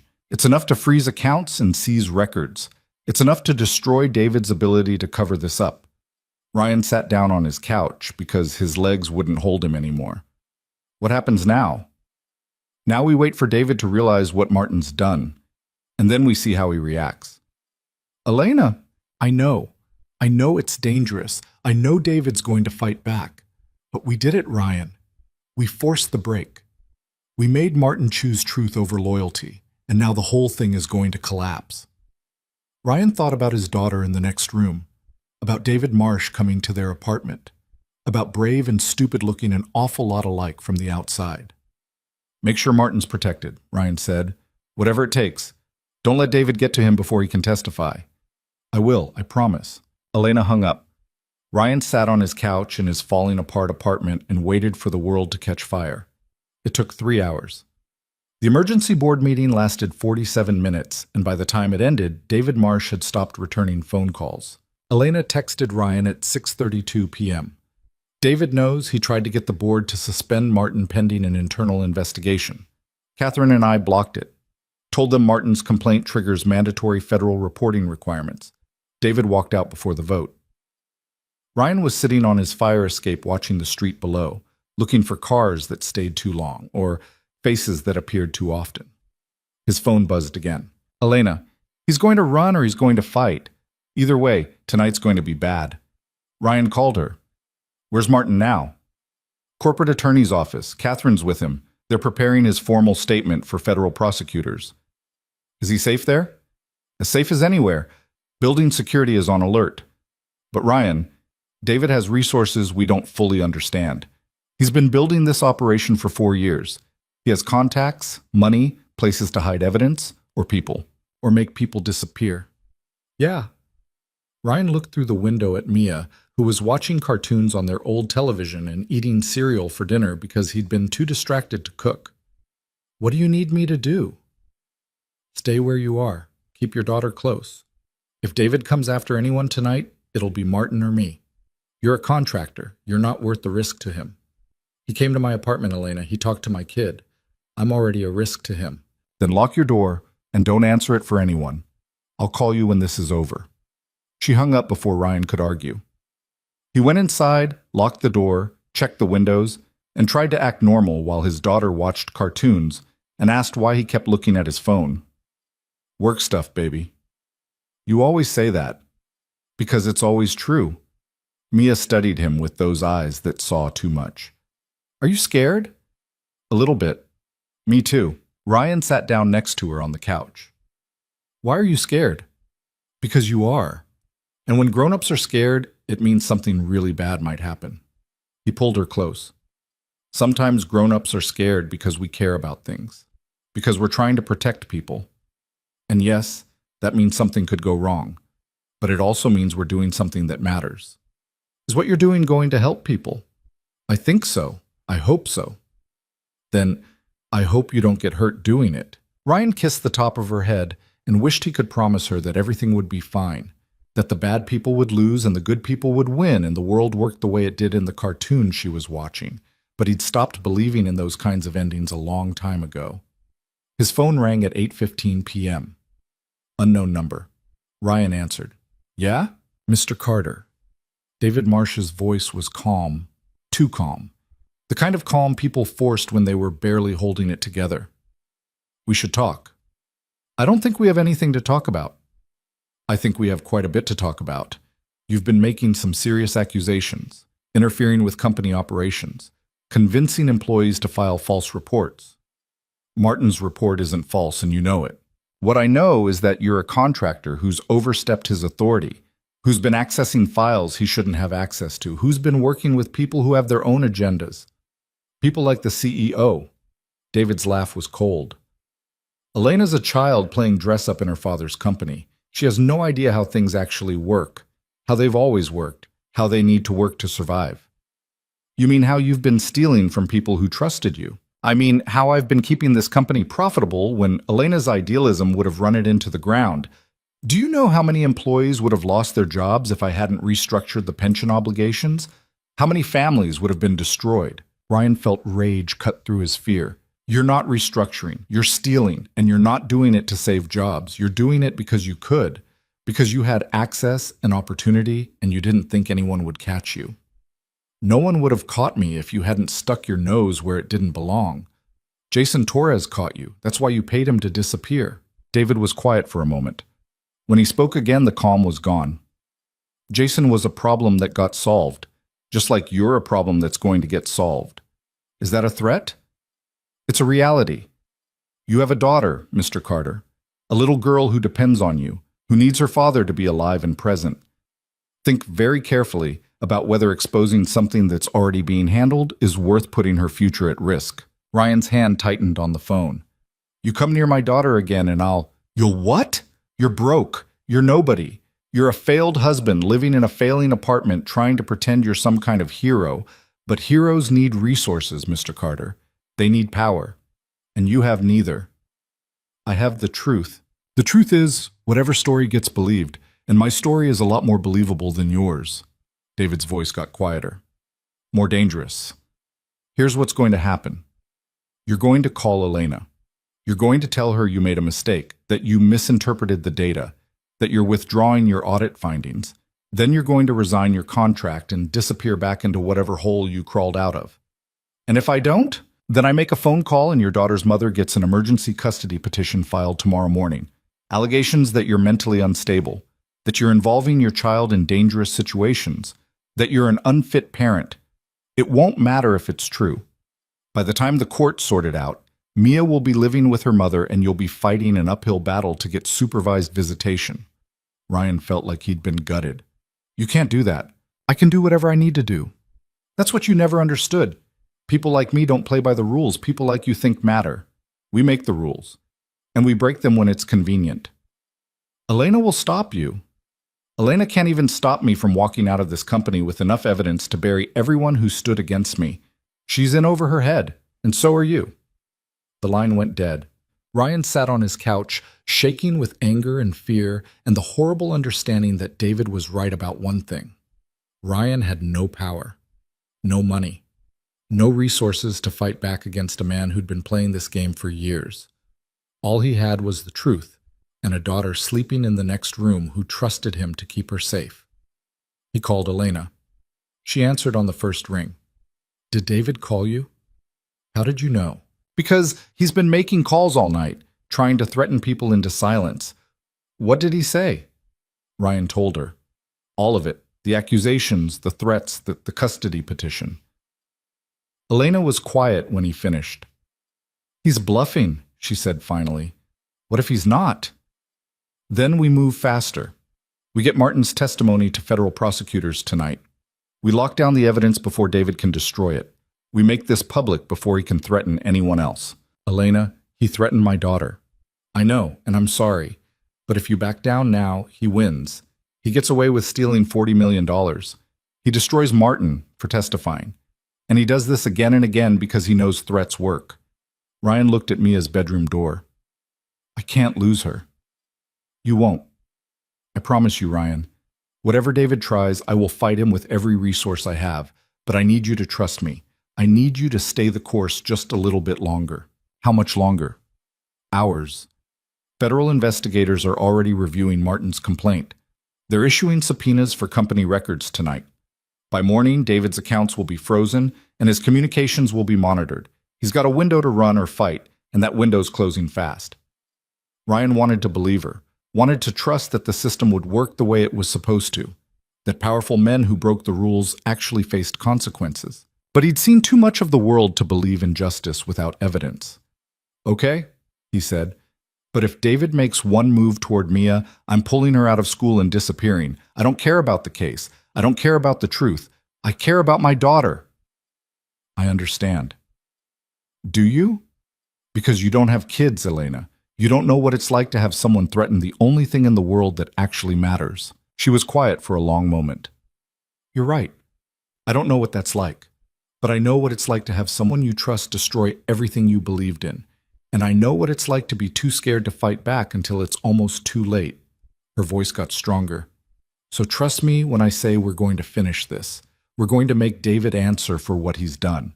And we're going to make sure he never threatens another person's child again." Ryan wanted to argue, wanted to tell her it wasn't that simple, that revenge wasn't the same as justice and fighting back wasn't the same as winning. But he was too tired, too scared, too far into this to turn back now.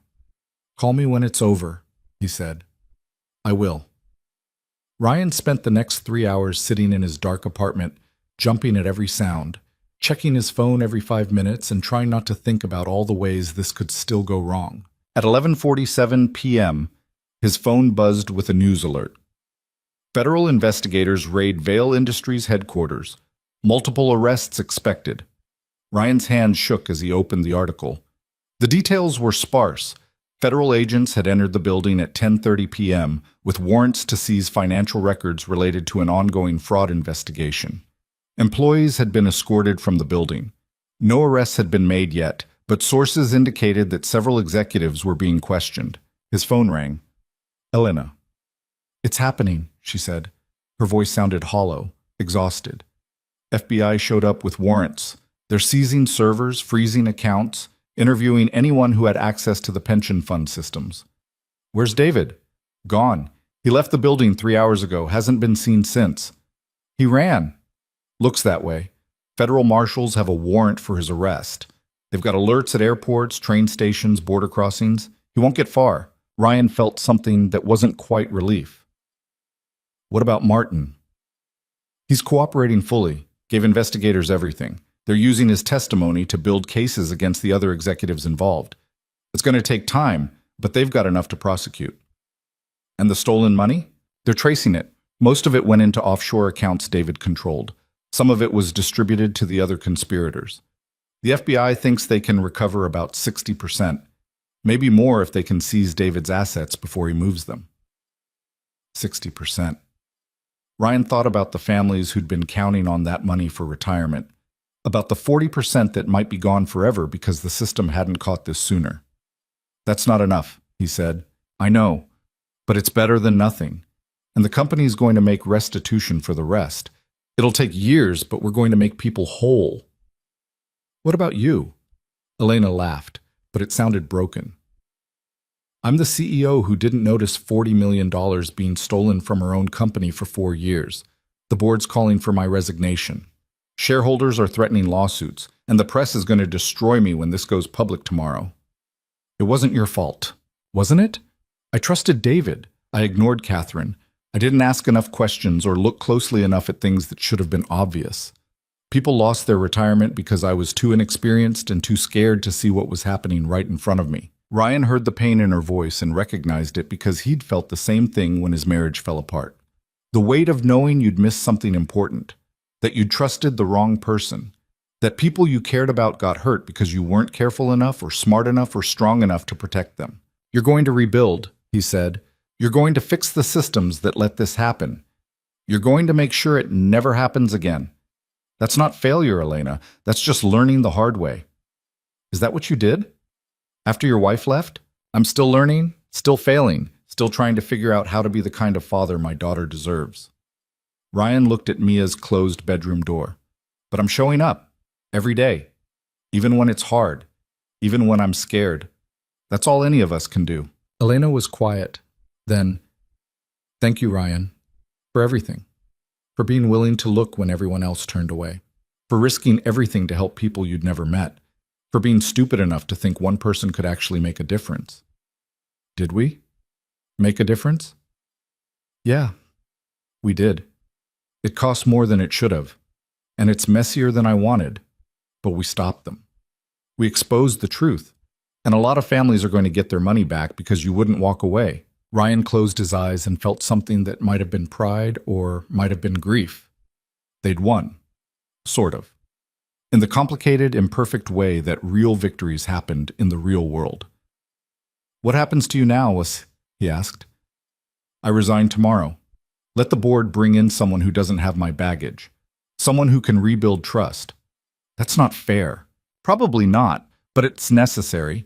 The company needs a fresh start, and I need to figure out who I am when I'm not trying to live up to my father's legacy. She paused. What about you? I don't know. My contract's gone. My reputation in this industry is probably shot, but Mia's safe. That's what matters. Ryan, yeah? I'm going to make sure you land somewhere good. You have skills, you have integrity, and you just helped take down one of the biggest corporate fraud schemes in the state. That means something. To who? To me, and to a lot of other people once this story comes out. Elena's voice got firmer. You're not walking away from this with nothing. I won't let that happen. Ryan wanted to tell her not to worry about him, that he'd figure it out the way he always figured it out. But the truth was he was broke and scared and had no idea what came next. So he just said, thank you. Get some sleep, Ryan. Tomorrow's going to be intense. She hung up. Ryan sat in the dark and tried to process everything that had happened. 2 weeks ago, he'd been a struggling contractor trying to pay rent. Now he was part of a federal fraud investigation that was going to be all over the news. He'd helped expose corruption. He'd protected hundreds of families. He'd done something that mattered, and he had absolutely no idea how he was going to pay next month's rent. The irony wasn't lost on him. David Marsh was arrested 48 hours later trying to board a private flight to the Cayman Islands. The FBI found him at a small airport in New Jersey with 2 suitcases full of cash and a passport that wasn't his. He was charged with fraud, embezzlement, money laundering, witness tampering, and about 15 other crimes that Ryan didn't fully understand but knew added up to the rest of David's life being spent in prison. Martin Cross testified in exchange for immunity and a plea deal that kept him out of jail but destroyed his career. 2 other executives took similar deals. The board members who'd been involved quietly resigned, and the whole ugly structure that David had built collapsed like the house of cards it had always been. The press coverage was brutal. Elena's face was on every news channel, every financial website, every business magazine. Some called her incompetent. Some called her a victim. Some suggested she'd known all along and was only acting shocked to protect herself.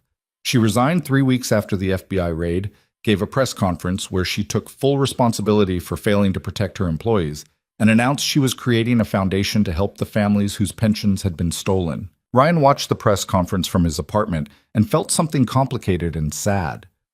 Elena looked smaller on TV, more human, like the weight she'd been carrying had finally crushed the CEO persona and left just a woman trying to do the right thing after everything had gone wrong. She called him that night. I saw you watching, she said. How did you know? Because you texted me 3 seconds after I walked off the stage. Ryan had texted, you did good. Don't let them tell you otherwise. I meant it, he said. I know, that's why it mattered. Elena sighed. I've been thinking about what you said about showing up, about trying even when you're scared. Yeah? I'm starting over. Not at another company, not in finance. I'm going to work on the foundation full-time, help rebuild what got destroyed, make sure the systems that failed actually get fixed. That's going to take years. I know. But I've got time, and I've got motivation, and I've got a pretty good example of what it looks like to fight for something even when the odds are terrible. Ryan felt his throat tighten. I'm not an example of anything.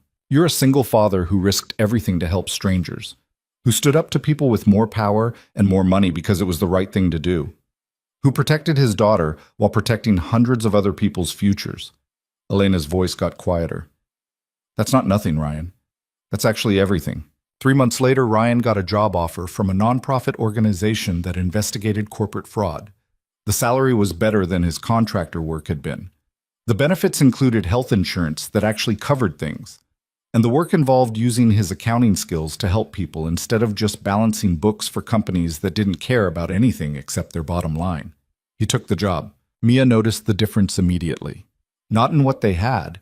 The apartment was still falling apart. The car was still broken. The furniture was still secondhand, but in how Ryan carried himself. He stood straighter, smiled more, stopped looking at his phone like it might deliver bad news at any second. "You're not scared anymore," she said one night over dinner that was actually cooked instead of reheated.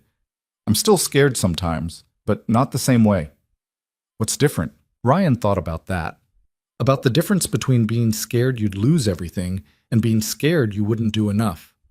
About fear that paralyzed versus fear that motivated. "I guess I'm scared of different things now," he said. "I used to be scared of failing, of losing you, of not being good enough. And I'm still scared of those things. But now I'm also scared of not trying, of walking away when I could help, of being the kind of person who sees something wrong and does nothing. Is that better?" I think so. Because the first kind of fear makes you small, makes you hide, but the second kind makes you bigger, makes you show up even when it's hard. Mia thought about this while eating her pasta. "I'm glad you showed up for those people." "Me too, baby." Even though it was scary? Especially because it was scary. Ryan got a letter 6 months after David's arrest. It was from Jason Torres, the auditor who'd been paid to disappear. The letter was short. "I heard what you did. I heard you didn't walk away when they threatened you. I'm ashamed I took the money and left. Ashamed I let fear win.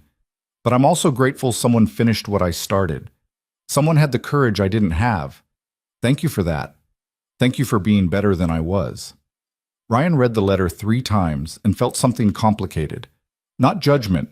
He understood why Jason had taken the deal, why he'd chosen his family over the truth. Ryan had almost made the same choice. The difference was just luck. Just timing. Just Elena happening to be in the same elevator when it broke down. Just a series of small decisions that added up to something bigger than any single person. He wrote back, "You weren't a coward. You were a father protecting his family. I would have done the same thing. The only reason I didn't is because I had help. Because other people stood with me. Because I got lucky. Don't carry shame for making a choice anyone would have made. Carry hope that the next person in your position has better options."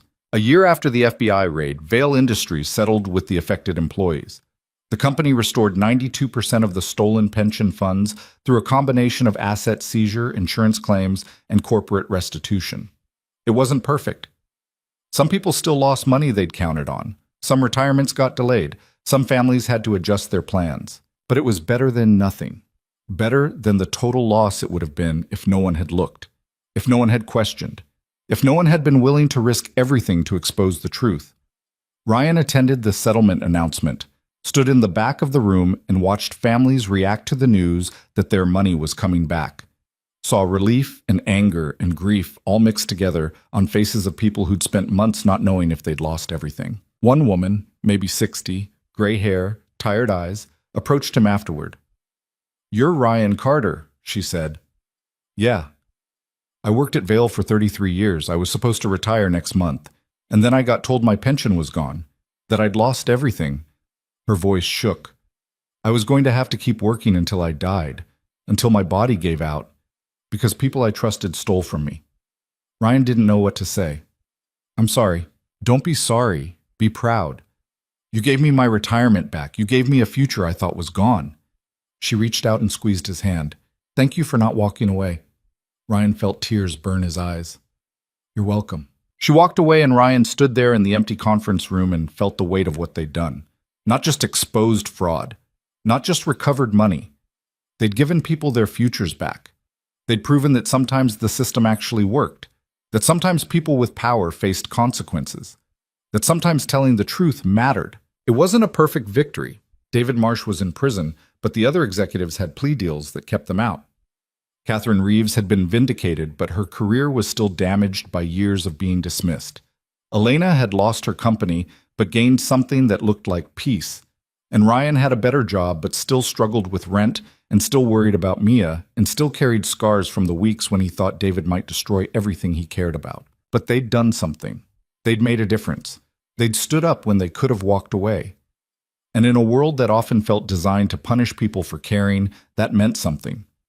Ryan picked Mia up from school that afternoon and took her to get ice cream, even though it wasn't a special occasion. Why are we getting ice cream? She asked. Because I want to, because you're amazing, because life is hard and small joys matter. Mia grinned. Those are good reasons. They sat in the ice cream shop and Mia told him about her day, about a science project on volcanoes, about a friend who'd shared their lunch, about a teacher who'd noticed she was good at math and suggested she join the advanced class next year. Normal kid things, beautiful in their mundanity, precious in their ordinariness. Ryan listened and felt grateful for every second, for the chance to be here, for the fact that David's threats hadn't come true, for the reality that sometimes you fought and won, even if the winning was messy and incomplete. Daddy, Mia said, chocolate ice cream on her chin, are you still doing the truth thing? I'm always doing the truth thing, baby. That's kind of my job now. Good, because someone has to. Ryan thought about that. About a 7-year-old understanding that truth mattered, that someone had to stand up, that fighting for what was right was worth the cost, even when the cost was high. You're going to be better than me, he said. How do you know? Because you already are. You see things clearly. You don't make excuses. You tell the truth even when it's uncomfortable. Those are superpowers, Mia. Don't ever lose them. She smiled. I won't. 2 years after the elevator broke down, Ryan got a call from Elena. She was in town for a foundation event and wanted to meet for coffee. They met at Bennett's, the same cracked vinyl booth where they'd planned the takedown of David Marsh's operation. Elena looked different, lighter somehow, like she'd put down weight she'd been carrying for years. She wore jeans and a sweater, and her hair was shorter, and she smiled in a way that seemed genuine instead of practiced. You look good, Ryan said. So do you, less terrified. I'm working on it. They talked about the foundation, the families they'd helped, the systems they'd changed, the policies they'd pushed companies to adopt to prevent future fraud. They talked about Mia, who was thriving in advanced classes and still correcting people's grammar with brutal honesty. They talked about the work Ryan was doing, investigating fraud for nonprofits, and finding meaning in using his skills to help people instead of just survive. Do you ever regret it? Elena asked. The whole thing, the risk, the chaos.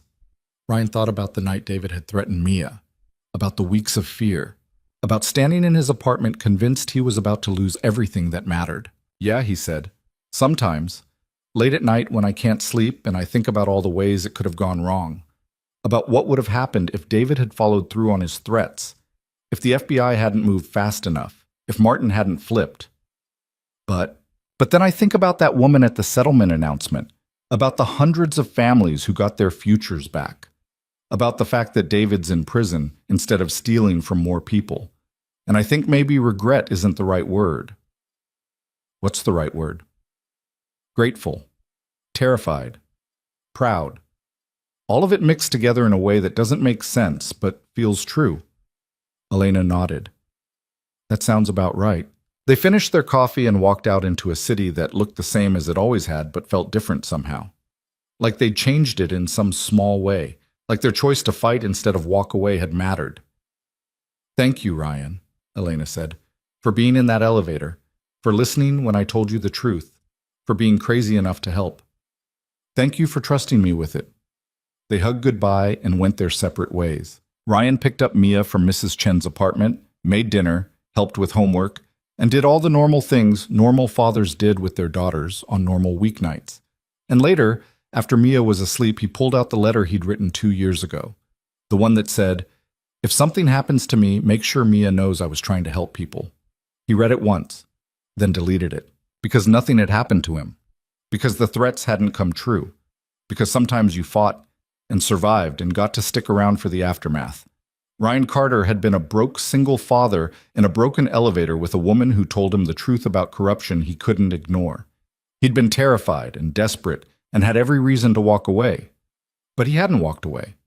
And that choice, small and scared and human, had changed hundreds of lives. It hadn't been smooth, hadn't been perfect, hadn't gone the way it did in movies, where the good guys won cleanly and nobody got hurt. But it had been real, and it had mattered. And Ryan had learned something that would stay with him for the rest of his life. You didn't need to be powerful to make a difference. You didn't need to be fearless or rich or connected. You just needed to be willing to show up, to look when others looked away, to stand when others sat down, to tell the truth when lying was easier. The world didn't reward that kind of courage. Not usually, not with money or fame or guaranteed happy endings. But it rewarded it with something better. The knowledge that you'd tried, that you'd fought, that when it mattered most, you'd chosen the hard thing over the easy thing. And in the end, that was enough. Ryan turned off the lights, checked on his daughter one more time, and went to bed.